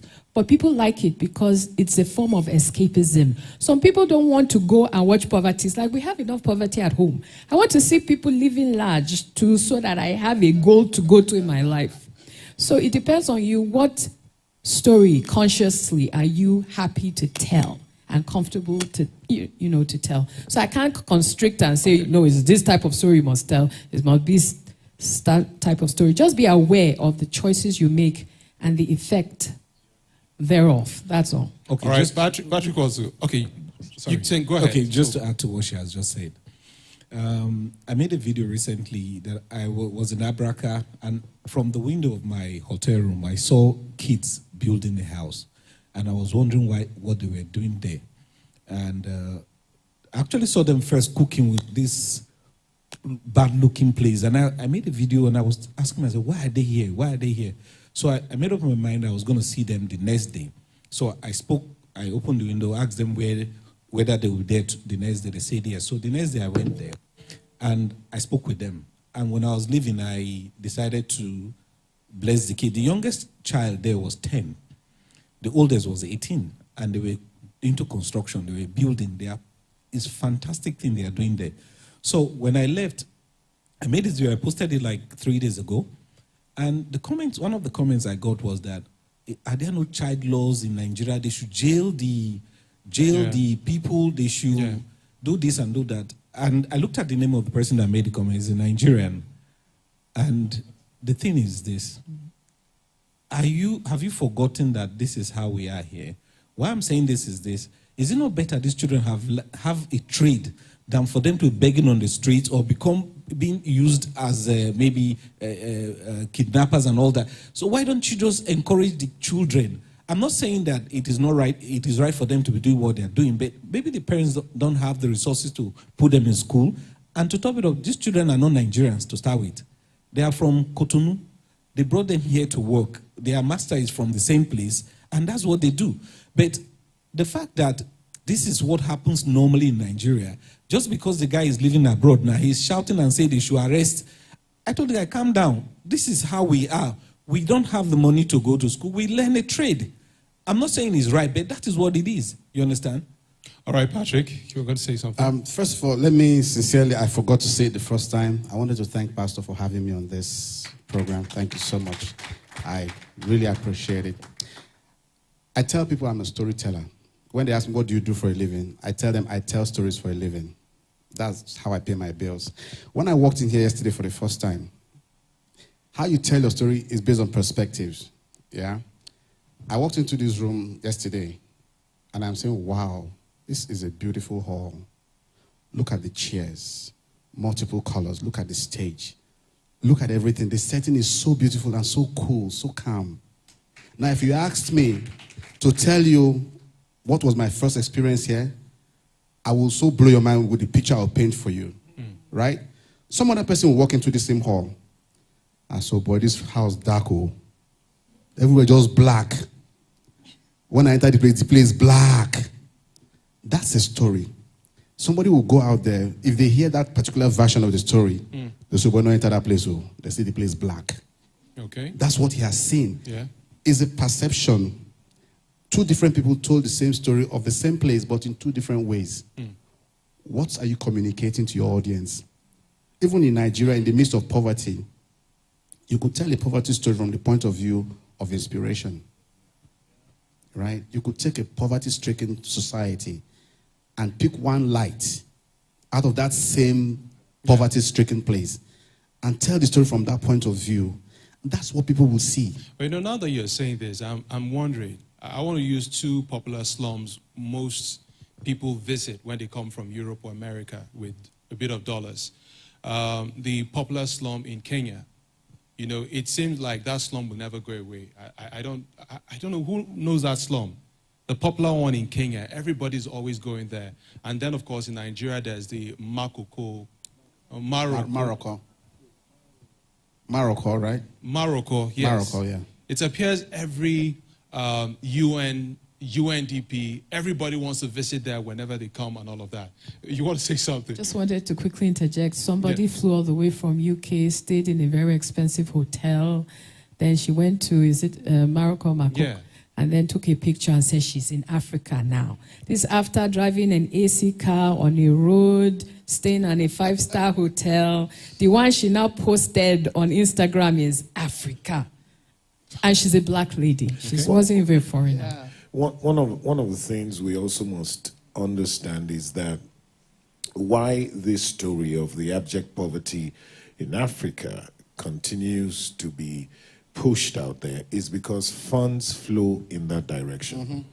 And so you find many of these NGOs, whether it's in Nigeria, Kenya, wherever it is, who are more interested in the funds than they are in even doing significant social work. So they must keep pushing those pictures, those images, and say, look, these things are really bad over here. Things are tough, because they know that the entire donor agency structure is designed in such a way that funds only flow in the direction of abject poverty. So there's also an agenda there that is, you know, pushing out all of this imagery just for the flow of funds. You know, it's amazing you spoke about agenda. I saw a movie some years back, a few years back, and it's a dance movie, an Indian movie, beautiful film, nice dance routines and all of that.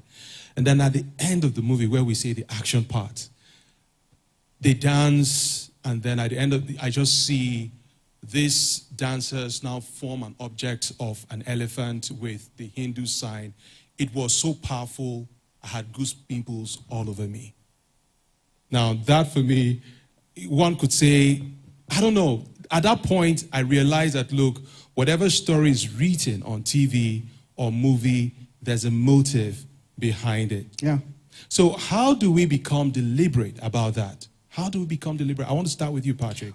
Okay, so what I do, I'm a Christian, right? I'm a child of God, born again and all that. But again, because I'm also aware, I'm mindful of my audience, I want to bring in even the unbelievers into my audience. So in my story, there's always a Bible somewhere. No matter how the story is, as I tell the story, I'll find a way to drop in a Bible message in the story that is inspirational. So for me, I say to people, this is my platform. So as you watch my plays, by the way, I'm not really a TV or movie person. I'm a stage person. Yeah. I prefer stage. I love stage because it has a lot of adrenaline. If you make mistake, it's live. There's no second chance on stage. You make your mistake, you fix it, and you move on. And those are the kind of things that really excite me as a director, producer. So like this One Good Man, is a political story. But somewhere in between, I'm saying, godly men need to rule. We need a godly ruler for Nigeria right now. It doesn't matter where you come from. Do you have God in what you do?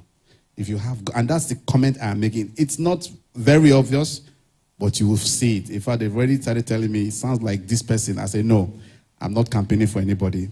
I'm just telling a story. So the point, like to your question, you must understand that for every story you tell, be it skits, be it movies, be it artworks, painting, be it music, you must have a message. And because you know your background, find a way to put your message in your background. It's your only opportunity to tell that story to the world. If you notice, the gay community is putting their content in their productions. You see programs for children encouraging same-sex marriages. So we must make our comments and our statements in our productions. We love the money, but please preach the gospel through your work. All right, Big Wills, let me hear from you as well. How are you deliberate about your expression, basically? Okay, just like I mentioned a few minutes ago, when I produce my videos, I try not to tell the narratives they want to hear. I tell it the way I feel it should be told. And I shouldn't be influenced by the comments I get. Sometimes my editor tells me, delete the person's comment. I said, no, we're not deleting the comment. It's there. But we're going to do what we have to do, and we'll keep doing it, which is telling our story in a positive light without allowing their comments or their suggestion influence what we're doing. Okay. So I'll ask this question because we need to take it a step further. The idea here is basically leveraging on multimedia platforms we have at the moment, you know, putting out content and all of that. And Pastor Shola, I know you're one person who is so in touch when it comes to digital media and all of that. But there are a few other persons who making that shift is difficult for them. Now, it's remarkable that yesterday when Kunle Shonrio was speaking, he said something about becoming a tech person and offering services, certain services, and all of that. But then when you think about it, sometimes it becomes almost difficult. How do we even break that barrier to start with? Let me try and understand what you're saying. Break the barrier of becoming tech-focused. Yes, it's just about you're moving from... Let me give another analogy. I meet some drivers here in Abuja, and they tell you that they prefer their sticks, the analog, the manual car, to the, you know, the automatic and all of that. And for these people, no matter what you say, they'll always tell you that they prefer the analog, as the case may be? So that throws a lot of that. I think understanding is very, very important. And part of the essence of this summit is for us to understand the shift in the times and the seasons. That from the moment COVID hit, particularly COVID, I don't know whether these words will be right, but it's a prophetic timepiece to show a shift in the seasons, to tell us as things will never be the way they used to be. And if you don't jump on the train early enough, you're going to get left behind. So interpreting that from the things Kunle Shorinyo said, tech is defining everything. It's defining the way we live. It's defining the way we drive. 3-4 years ago, I was in the US and I was driving a Toyota Corolla. It was a rental. And it was the 2016 version.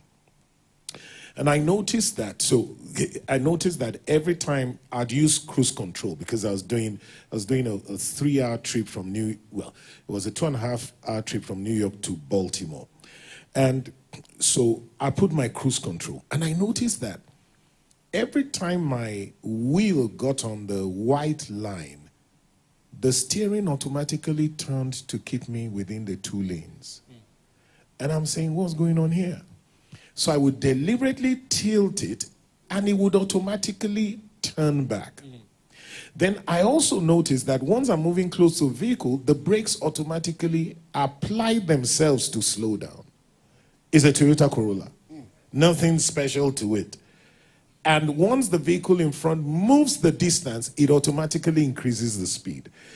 And that showed me that we are already in the world of autonomous driving.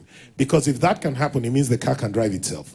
So it's a matter of time, cars are going to be driving themselves. You're just going to push a button and say, I'm going to Utako number 53, and you're going to sit down and the car is going to take you there. And that is beginning to happen. In Dubai today, they're testing out mini, what do you call them now? I won't call them drones. Helicopters. One man, you sit down. You just push your destination from the airport, it will take you to the destination. So we're going to see vehicles flying. They may not look like cars. Now, when you hear these things, that should challenge you. The reason why a taxi driver is going to tell you he prefers his stick shift is because it is believed that automatic transmission vehicles are problematic. And that is often communicated because we don't have the competence to fix them. But once we have people who are trained, who understand these things, and you see, it's that mindset change that matters. You can't convince me today that a stick shift, that those who buy stick shift cars are young people who like control. You know, you want to 1, 2, bam, and slam. There are people like that. And that's why it still sells. But anyone who's driving a car wants it for comfort and for navigation is not going to incline to that. So let everybody know that the times have changed. Once you can embrace that, then your mind is prepared to also understand that technology is going to drive the future. And if technology is going to drive the future, how is it driving your business? So that's just the way I'm putting it. So see yourself as a technology company. I'm sorry I'm taking this long. Yeah. Before COVID, and this is what helped us as a church. Before COVID, there were days I would come to church and I would say, this Wednesday there's no service, watch from home. It wasn't we had the facility. So we're going to do a live broadcast. There was no reason to do a live broadcast, but stay at home and watch from home deliberately. So we shut the church down and we were doing those things. When COVID hit, for us as a church, the first Sunday after the lockdown, we were already transmitting live. And we were having all our regular services live. Secondly, I'd already said to the church, let's become cashless in our giving. So we were pushing the cashless technology. Use your card, use whatever. So when COVID hit, in the year of COVID, our income was the highest it had ever been. Whereas lots of churches were saying, we need to come back to congregational, let's be meeting, because offerings were physical. So we could see ahead of the times. We were preparing ahead of the times. And this summit is also preparation ahead of the times. Because creatives are going to take over. So it's understanding that helps people easily make the shift that they need to make. All right, Aunt Kemi, I'm wondering, I mean, we're talking technology here. I mean, the best, sorry I'm sounding this way, but you just write or type, you know, and you know, you said stuff about people see your work on YouTube and stuff. Okay, beyond that, what else is so spectacular? How do we link all of this technology, social media, and all of that to what you do? It's like I was telling someone, I'm not really a social media person. I don't post. I don't even go to Facebook as much.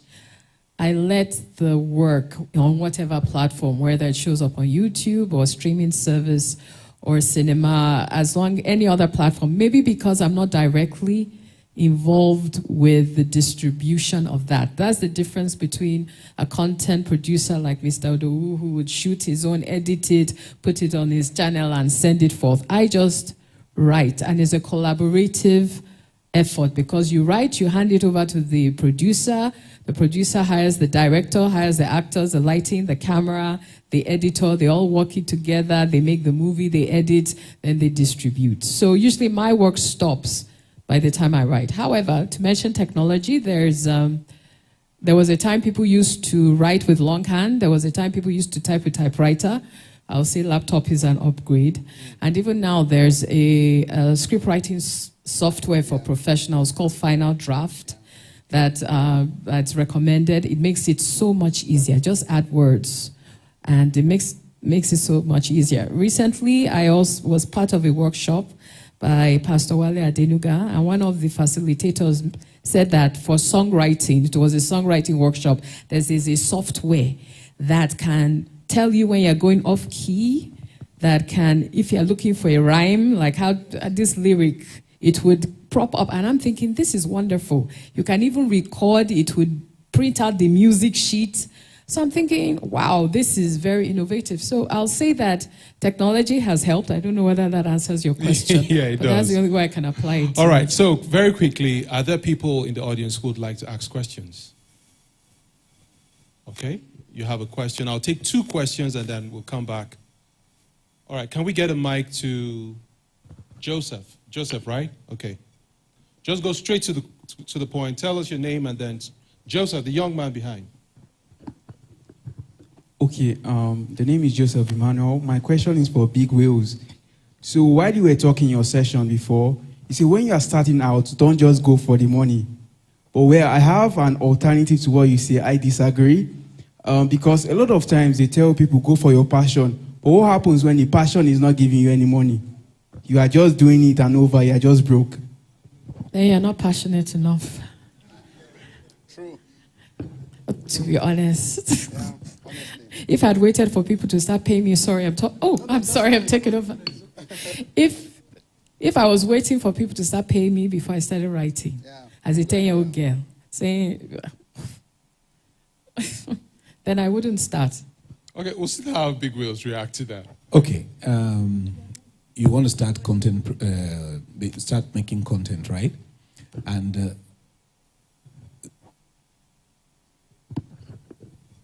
so for me, I started out from photography also. That was my passion. Like you said, I registered for someone. I was learning for free. Now that person will make me work money, will cover weddings. He will not pay me a dime, nothing. I was there. He literally turned me to his boy in the shop for like 2 years. I eventually raised a lot of money, outsourcing other jobs. And then I found out photography was not really paying me that much. But that was my passion. So what I did was I dived into sales and marketing. And then I was able to make a lot of money from there. But then I forgot about my passion now. So I just left the passion and now I'm doing... So here's what I will tell you. Since you're making money doing sales and whatever you're doing, why don't you still keep doing that and still keep doing the other thing you like to do? Now you're already making money that will sustain you. So what's your problem? Okay, if I may just jump in, Big Wheels, if you don't mind. I totally agree with Madam Kemi here. Money must be secondary. I am 35 years in this business. When I tell people I'm 55, going to 56, they don't believe it. I am 55. I've been in this business for 35 years practicing. When I started theater, I'll do plays, there'll be only one person in the audience. Oh yes. One person, and the show must go on. I got my first big break when I made the decision to move to the next level in 2015. I told myself in Abuja, every time a good play came to Abuja was guys from Lagos. I said that has to change. I've been here since 1994 for my youth service. We must begin to tell good stories here in Abuja. So I decided in 2015 to pick up a script, a 3-man script. I didn't know Joke Silva from anywhere, but I called somebody who knew her. I said, I want to do a play, and I want you on my stage. She asked me, who are you? You don't know me, ma, but I need you. She said, okay, you sound so confident, I will work with you. I didn't pay her a dime. She came based on my belief that I was ready to work with her. She was in this town for 3 weeks. I got hold on, sir. Please put your hands together for him. I got someone who gave me accommodation for her. I didn't pay for that accommodation. She stayed for free. The person fed her, accommodated her. Joke Silva just acted on my stage. I didn't pay her a dime. We did the play. Today, if I want Joke Silva on my stage, it's a phone call. Because we had a good relationship since that time. The same thing with RMD. RMD is on this show now for free. For free. So money is not important. It is important, but if you put money first, you will lose a whole lot. Relationship matters most. Listen to me. If you build relationships with people, you will get the very best on your platform. Thank you, Patrick.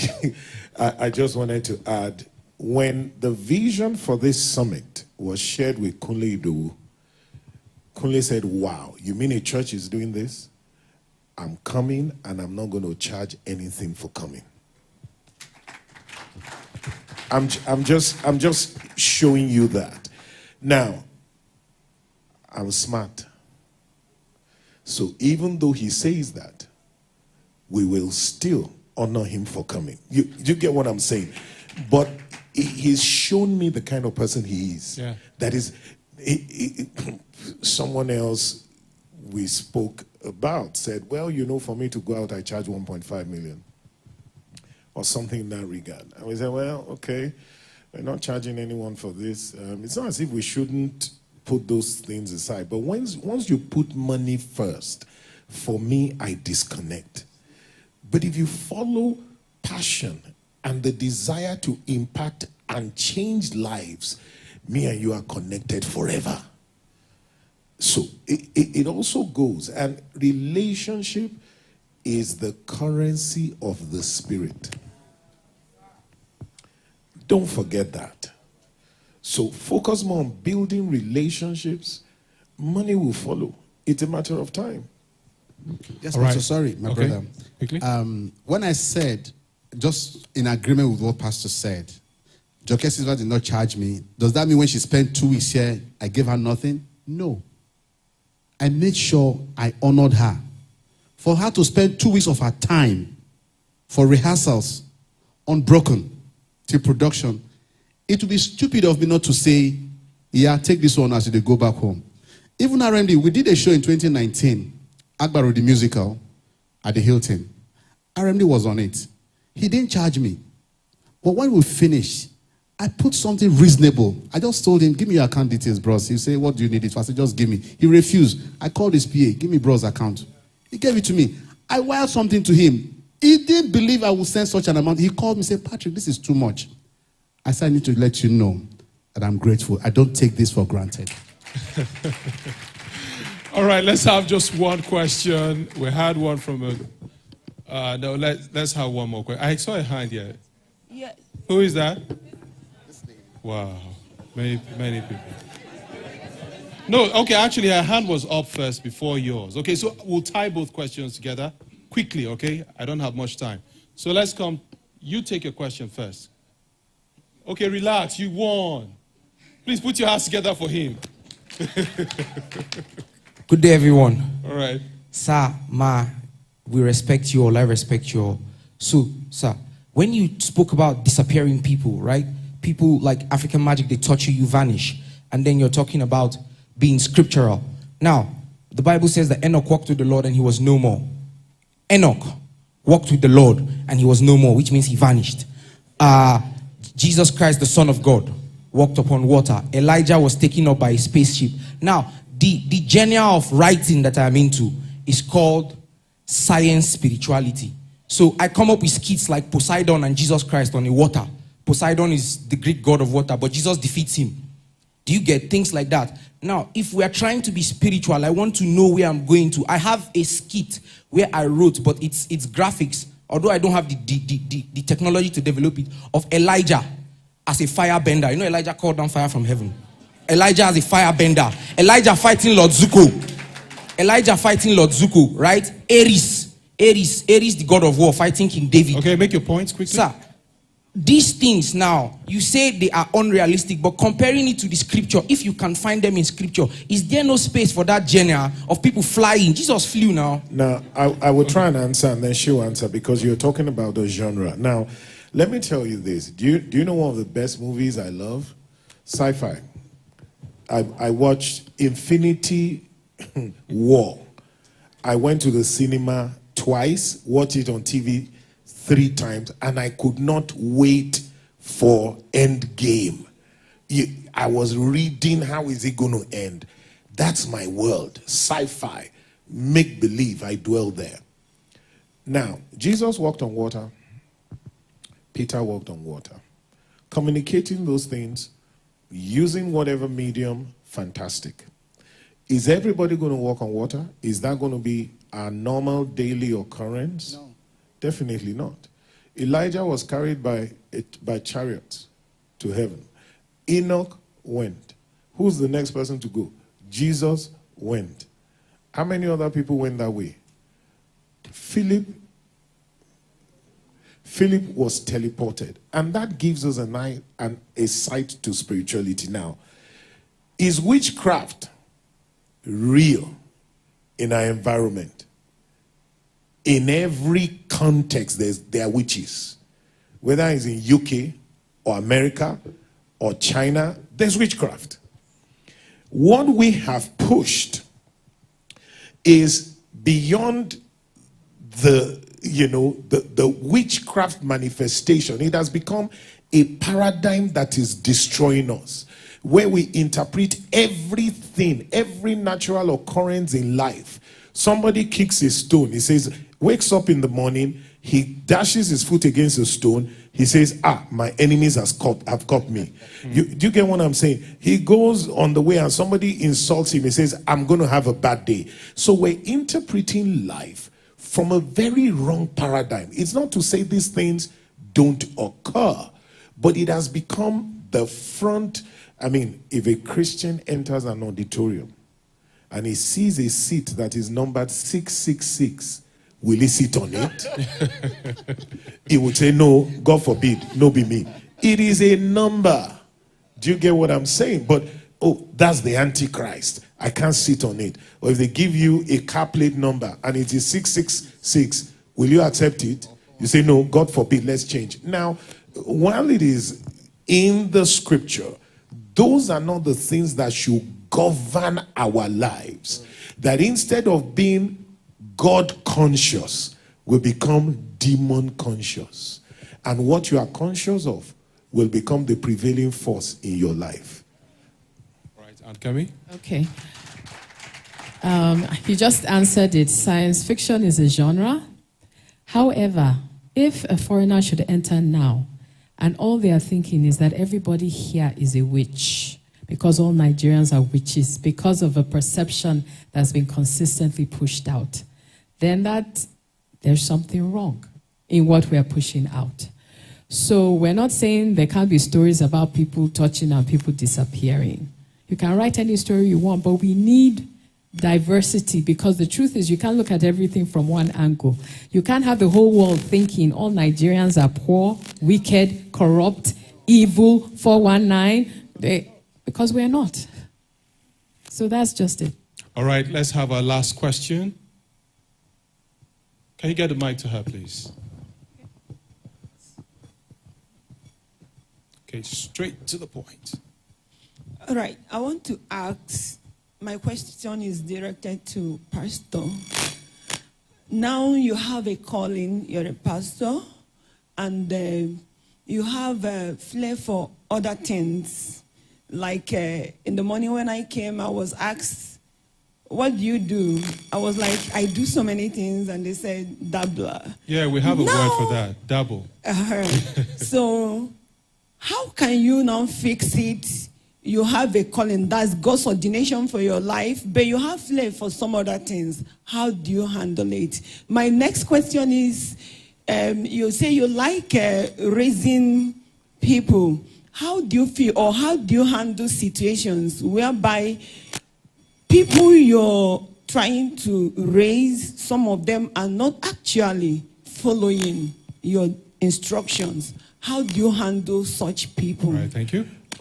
Lovely questions, I like, and I think you're asking the right person, because I'm a dabbler.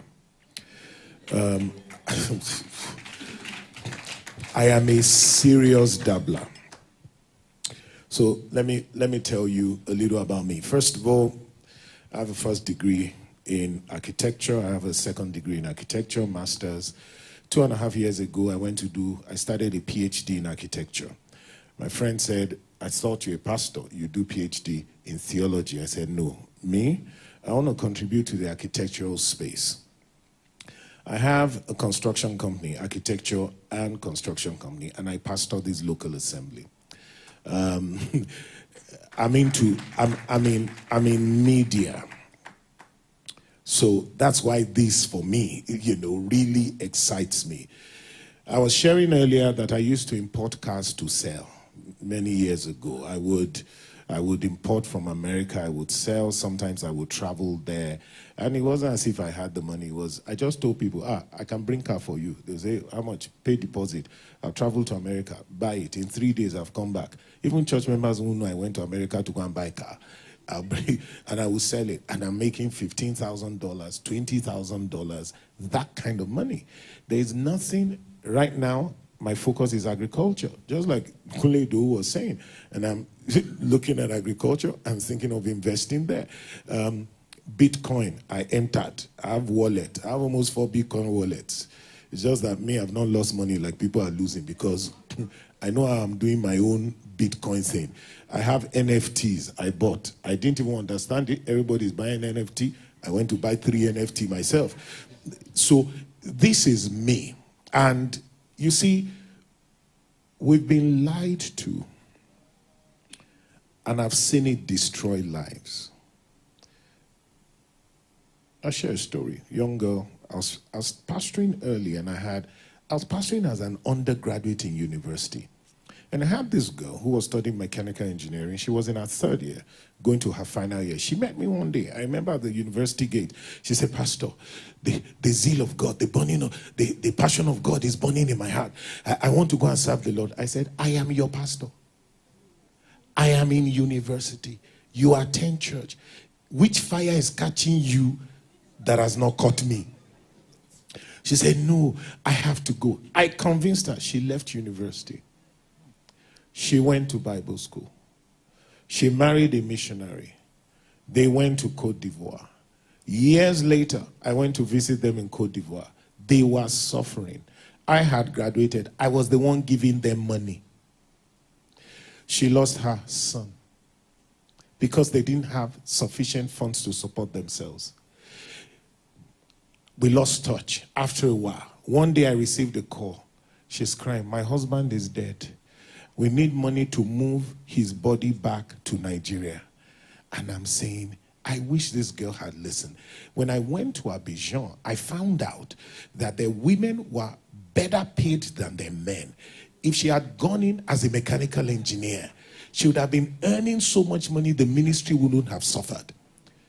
Well, They brought the husband's body, buried. She then calls me to say, can you send money for me to buy a sewing machine so I can begin to learn to sew? You see,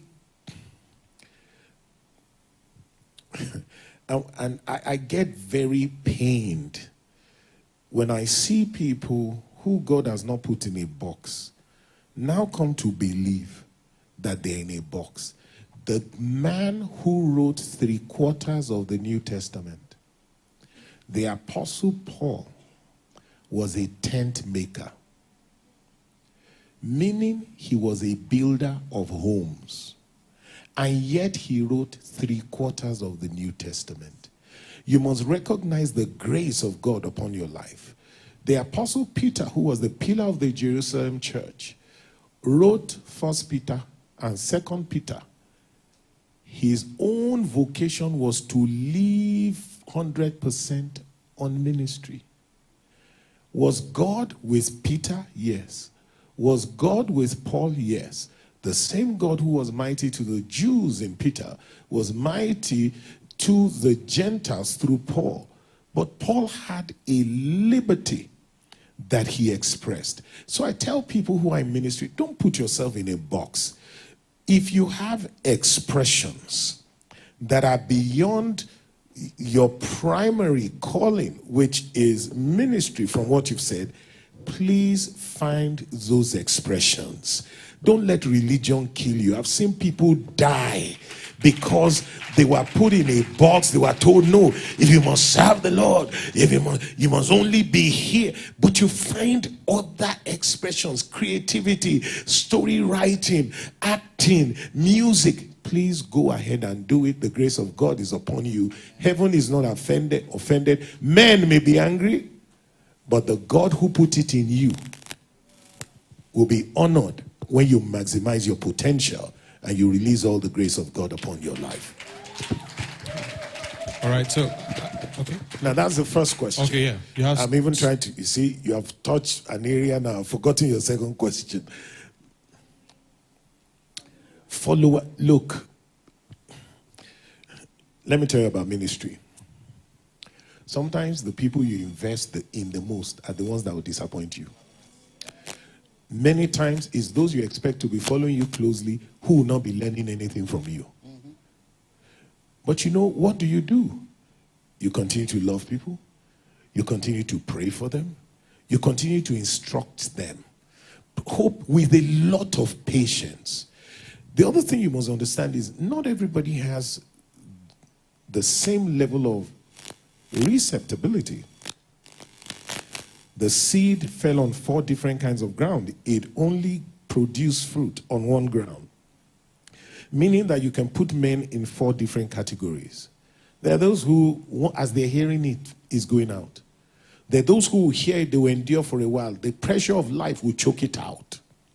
The disciples, Jesus must have been shocked. If he didn't understand men, he must have been shocked to realize that the one who he thought would stand with him to the end was the one who said, I don't know you. It is part of the cross you must carry. But you know what? You mustn't give up on people. Keep teaching, keep instructing, keep praying, and just be patient enough. Some will get it quick, some will get it slower, some will never get it. Just keep loving. That's your responsibility. And once you can understand that, you will be free. All right. Okay, so as we prepare, you can do better than that. Come on. Come on. All right, so as we prepare to round up, I have this question from my producer. This for Patrick. Stage and live theater is an area you are vast in. Not too many people go that route because of the time and resources needed to invest in. With young people who have teaming needs and need to make it sharp, how do you encourage them to stay the course? I think you touched a little bit on that, but then... Patience. Patience. I think Ido mentioned it earlier on. The key, the operative word is patience. Like every other endeavor in life, be patient. It's taken me 35 years to get here. It doesn't have to take you that long, right? Be patient. How much do you love the theater? What's your passion? We all can be movie directors.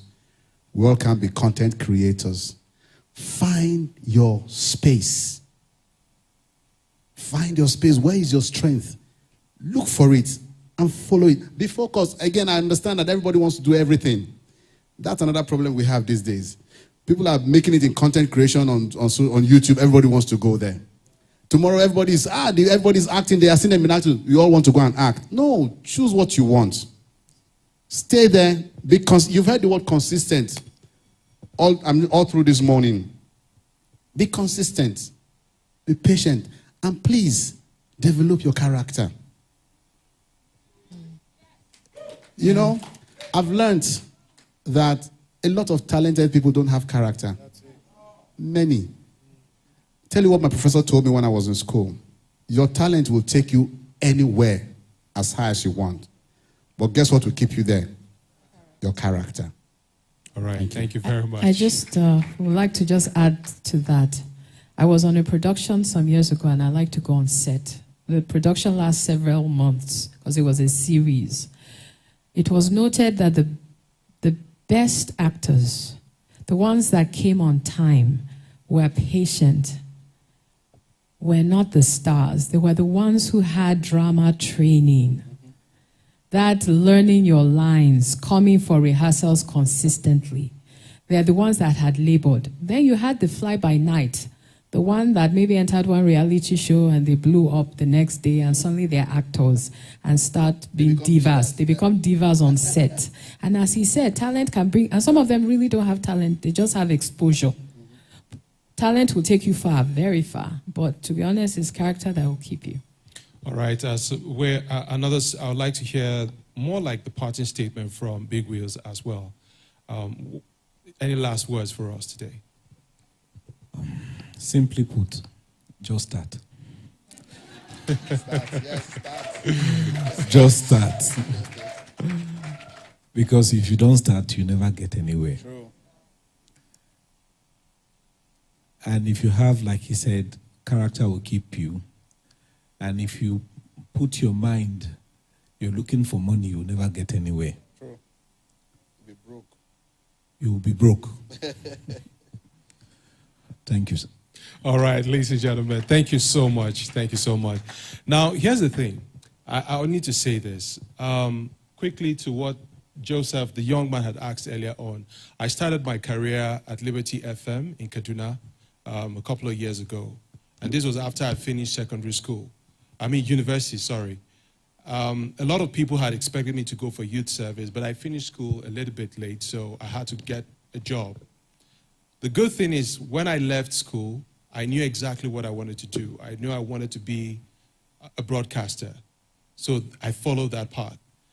An opportunity came, and I started work at Liberty. But guess what? For 3 months straight, I was not paid. And I was ready to go on and on until... But, for some reason, the chairman kept hearing my voice over the radio, and I was doing pretty well as far as, breakfast radio was concerned. And then just like that, an appointment letter came, and the rest is history. So you must serve. You can't escape it. You must serve. So, ladies and gentlemen, thank you so much for being a part of the International Creative Summit. We're not officially ending yet, okay? We're not officially ending yet. Patrick Otoro will be speaking to us for about 10 minutes, okay? For about 10 minutes. So please pay attention. As a matter of fact, there are tickets to be won, isn't it? Yeah. Tickets to be won. You want to go see that show, right? Yeah. Okay, find out what you need to do. Please put your hands together once again for my guests.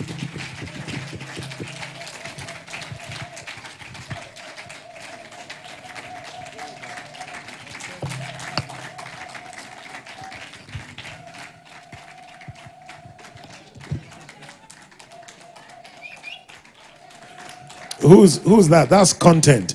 National Best Actor of the NYSC. Because if you put that on YouTube, you never can tell.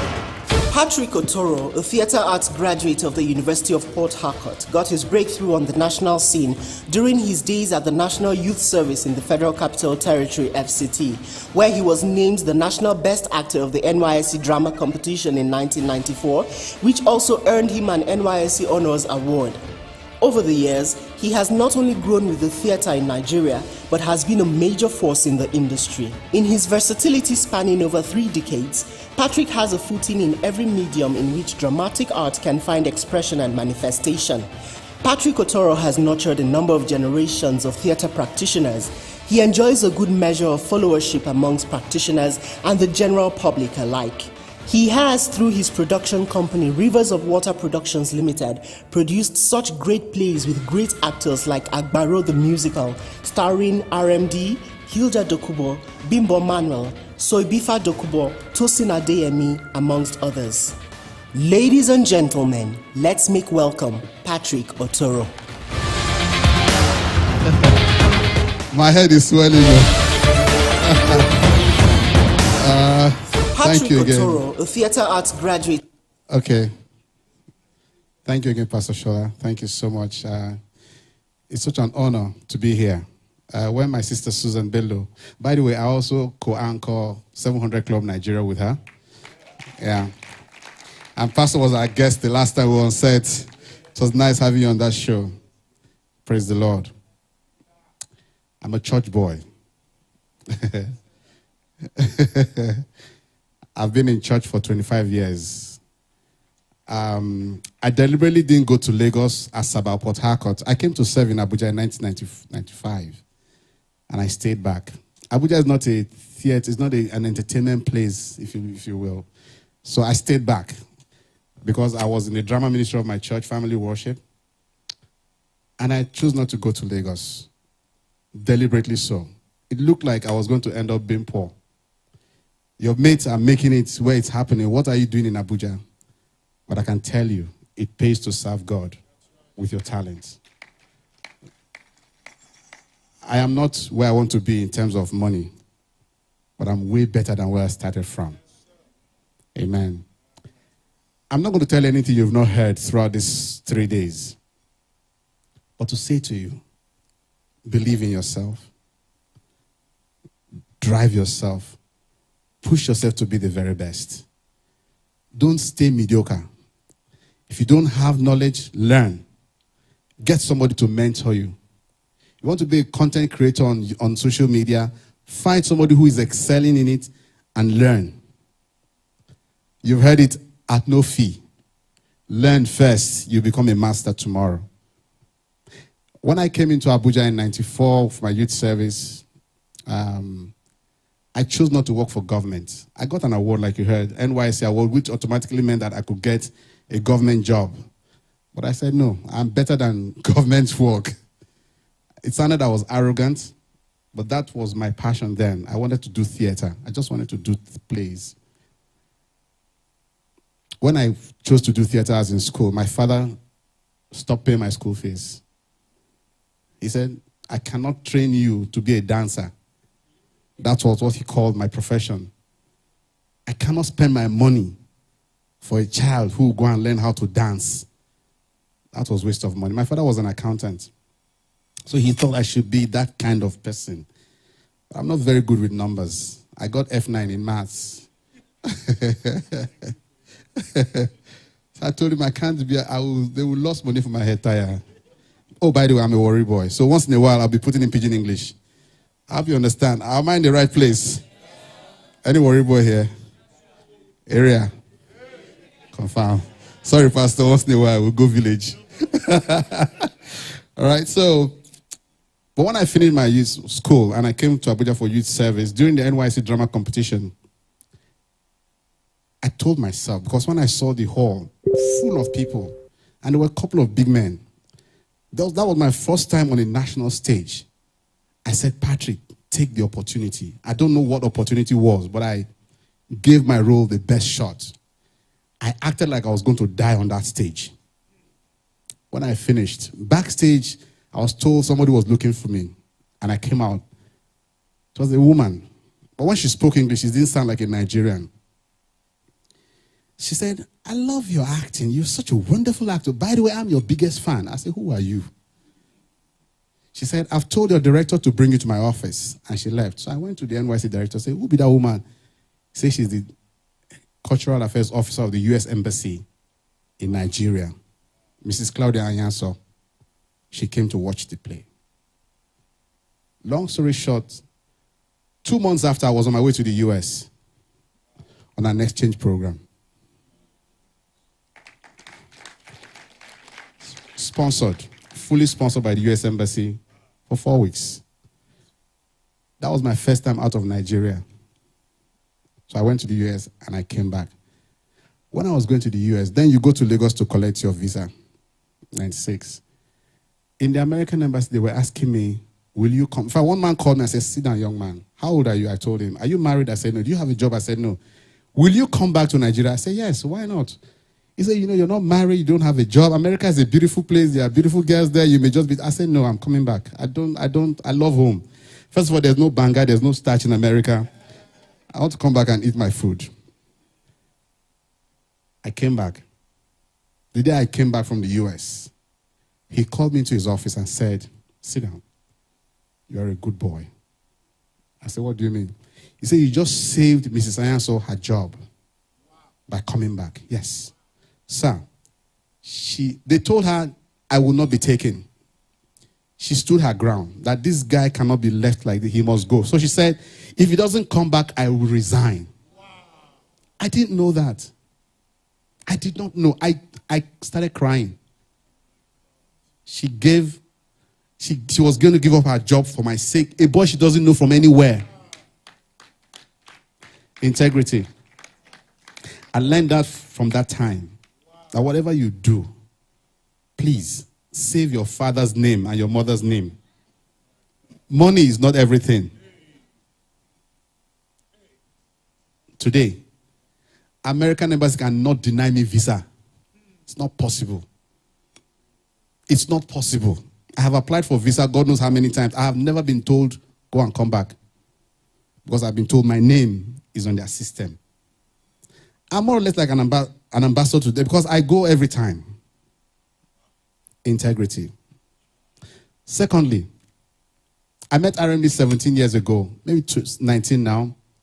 I didn't know him. Then the American Embassy, I was going to do a concert, 2003, for a peace concert. Then it was election period like this. And I told them I wanted to do a concert to preach peace. And this same lady asked me, who do you want? Then I adored RMD. I just wanted to be with him. So I said, RMD. She said, you have it. They sponsored him into the show. He was the MC. I had Style Plus, I had Julius, I had all kinds of big names. I didn't pay a penny. Sponsored by the embassy. That was how me and RMD started being friends. Today, it's just a phone call. I can get RMD. Except if he's busy. If he's free, he cannot tell me no. Relationship. Number 2. Number 3. Excellence. Excellence is expensive. You must determine not to be mediocre. You see this church? It's beautiful, but it's expensive. You can tell from the way the chairs are branded, the carpet, even the way Pastor Gaj. It's not easy. This jacket alone serve. Maybe go combine everything I wear. You know, excellence is expensive, but it's worth it.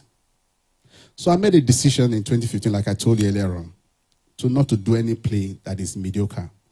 If you've been to any of my plays, and I'm not boasting, even if I boast in the Lord, I do not compromise anything. I don't. You will see this show, those of you who will come, you will tell the story. Nothing is compromised, from set to light to costume to music. Everything is. I'm working with a cast of about 50 people. Yes, it's that large. Because I have seen that when you do things well, people look for you. Do things well. Do things excellently, as if you're doing it unto the Lord. Because He rewards. He's the greatest paymaster that I know. God pays, and He pays well. He pays better than CBN or NNPC. Work for God, you will not lose. You know why? When I do my drama in church, when I go out, God takes care of me. This play I'm about to do has been sponsored already. Yes. Even though they've not paid me the money, they will pay. But they've told me we are sponsoring your show. So I work with that. So I'll use my money to do it, but they will pay. So everything I'm doing in terms of gate takings is just Jara. It has taken me 35 years. So 3 things I'm going to leave you with, which I have said: integrity, relationship, excellence. Once you walk on these 3 characters, you will soar like you don't want to know. Thank you.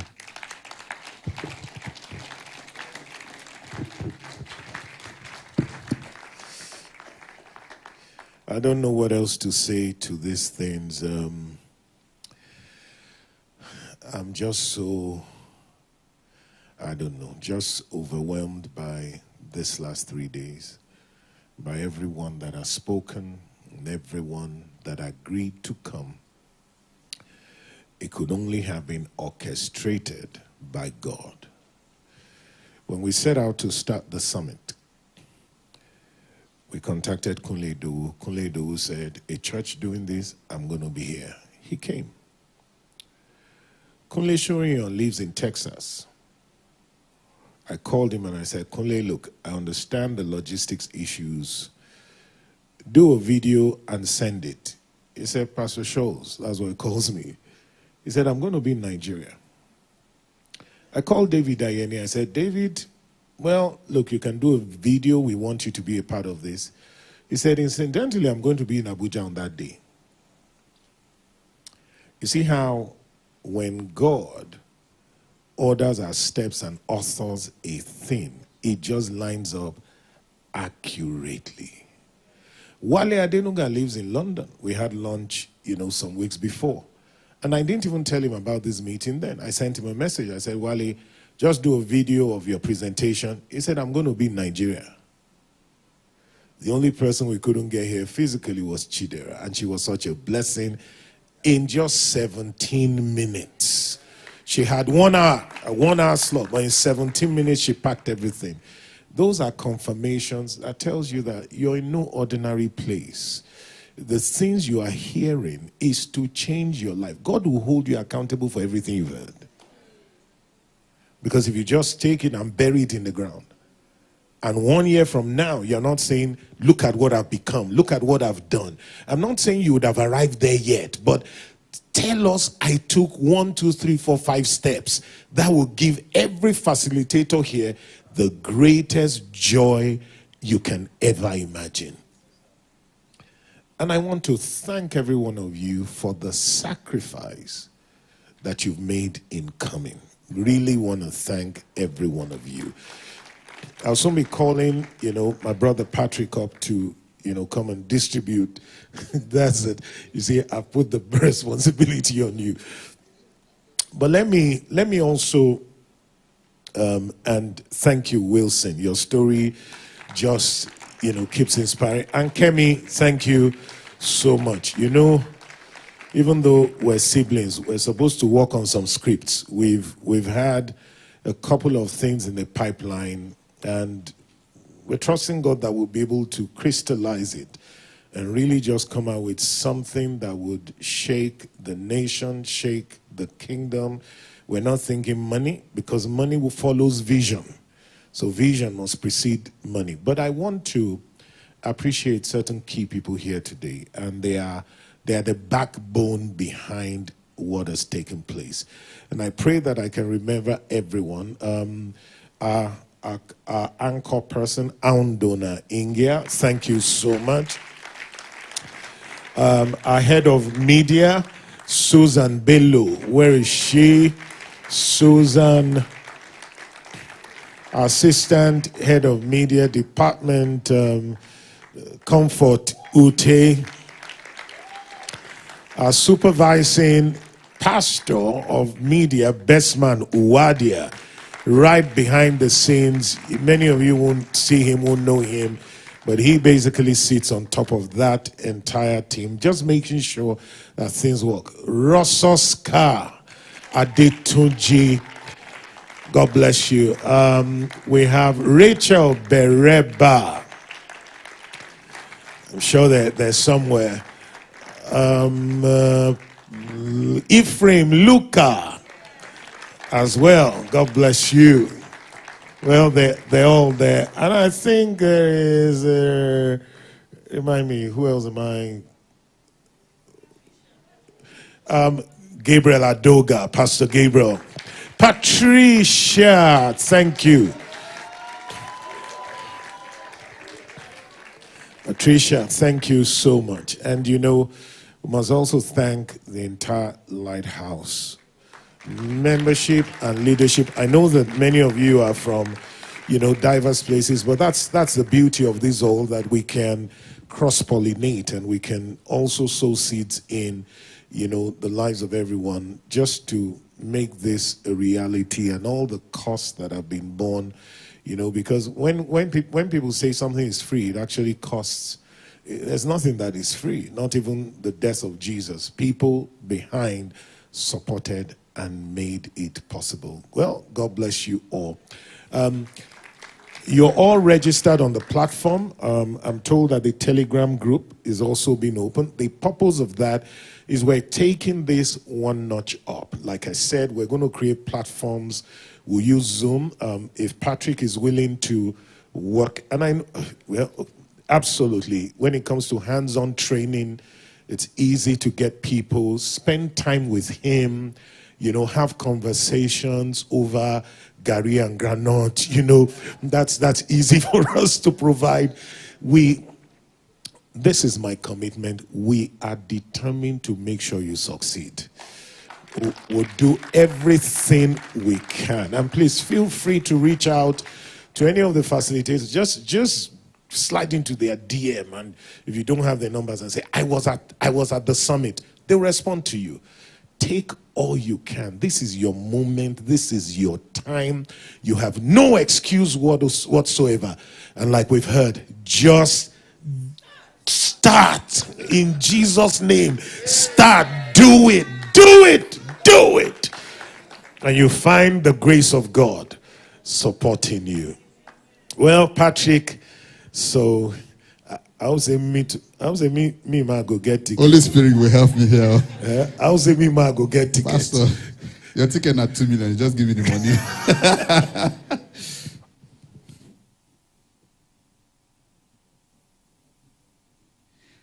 Okay. First of all, how many are we in this hall now? Can I quickly take a number? I have 40 tickets here, because I gave Pastor 10 he has his own special people. Let me just take a number from here, sir. Quickly.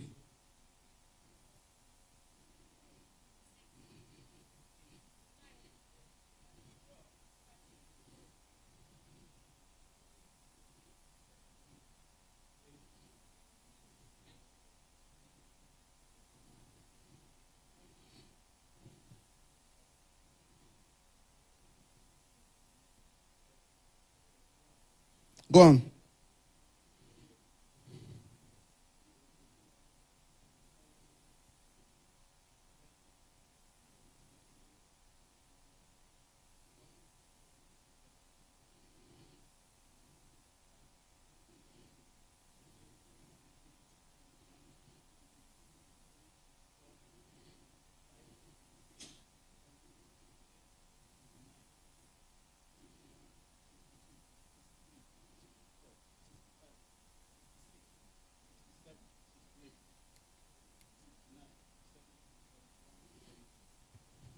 No.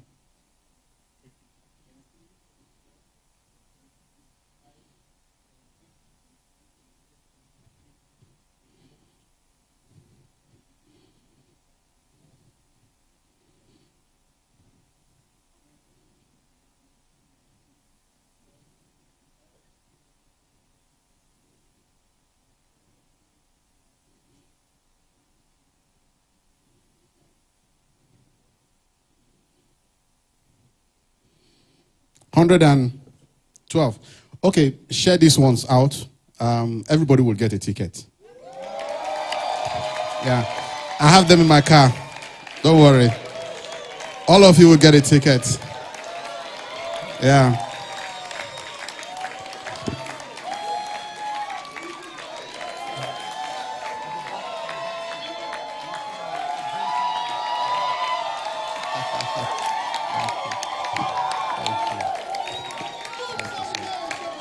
Thank you. Thank you, sir. Thank you. I feel like a member of this family already. It will be heartless to give some people and not give other people. As long as you're here, I think you should see this play. Come and see RMD live. Please sit down. Thank you. Thank you. Thank you. Oh yeah, he's on my crew. He's one of us. Yes, good dancer. Great guy. Great guy. Great guy. Yeah. One of the things we're doing in this production, Pastor actually alluded to, without knowing, we didn't discuss it. We have a one-day workshop with RMD, Masterclass in Acting. Wow. Oh, yes. When he comes into town, we have one day shut down to just have a one-on-one with him. We'll do Masterclass in Acting, Directing, and Stage Designs. So if you're interested in any of these three, join us. What you can do, probably you go to our website and register. Yeah, you register there. I'll let you, Raw Productions, www.rawproductions.com. I will text it to Susan. Raw Productions is ROWPRO Productions, but it's a Z. Rawproductions.com. Yeah? If you go there, I'm sure they'll put the link up for the workshop this week. Just register there and then you can be part of us. You'll be one-on-one with RMD. One-on-one. He's going to do masterclass in acting. Somebody else will do directing. Another person will do. So that's an opportunity to learn from the man himself, the legend. We'll call him the legend, all right? I want to thank you. I'm just waiting for the extra tickets to come. And then those of you who don't have yet, I'll give you. Thank you so much. I already feel a member of this family. I really feel connected to this. Because it's not everywhere you go to, you meet pastors like this who love the art as he does. If you're not, preaching like, thus said the Lord, they won't climb their stage. But pastor is allowing you to express. How many of you know that the arts is the next place to tell the best story in the world? So we have the power to preach the gospel. It's in our hands. It's in our skills, our talents, whatever we have. Even in costume making, you can tell godly stories. In just making costumes. So just choose your field and run with it. You could be a writer. I don't write. I tell stories. So what I do, let me just tell you what I do. Because I realize that I cannot do everything. Most people want to do, you write, you direct, you produce, you act, everything. No. So I tell my story, say, this is the story I want to a writer. The writer writes it, and I edit it the way I want it. This story I'm doing now is written by Bimbo Manuel. But I'm sure when he sees the story again, he won't believe that it's the same script he wrote. I have reward. Not that bag. The yellow bag. Sorry. So sorry. Okay, so I've rewritten it. So it's a different thing altogether. So one thing I'd like to say again, before I'm just holding on time. That's rawproductions.com. Yeah? So just follow it. I'm sure by next week the link to register will be posted on it, and then people, because we have a room for 150 persons only, so that we don't have, I know, because by the time we put RMD's picture, everybody wants to come. So maybe what I'll do, if you're interested, write down your name so that I know this is a special class, so that we don't have a crowd. I can separate this class from that other people, because I know people will turn up, So you could just give me a list of those who are interested to be in that workshop. Just write down your names here. So I'll tell them to add your name already registered to make up the 150. All right? Yeah. But Pastor, going forward, I'd like to collaborate with you to do a play sometime in the future. I've always wanted to do a story of Esther.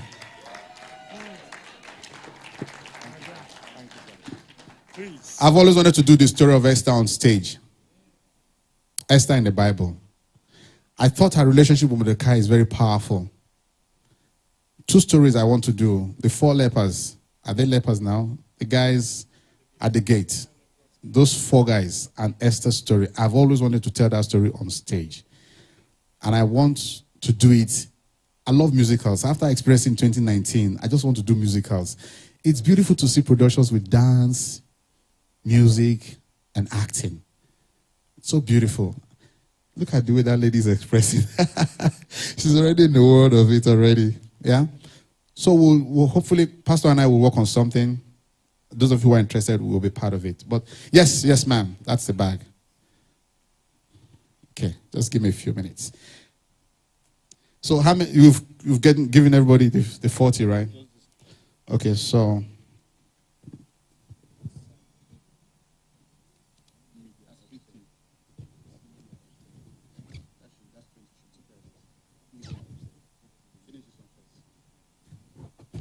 that's 70 tickets you have there. You should be able to go around.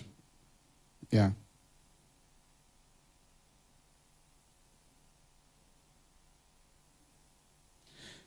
Susan, just count the media people for me. I will send their tickets up. How many?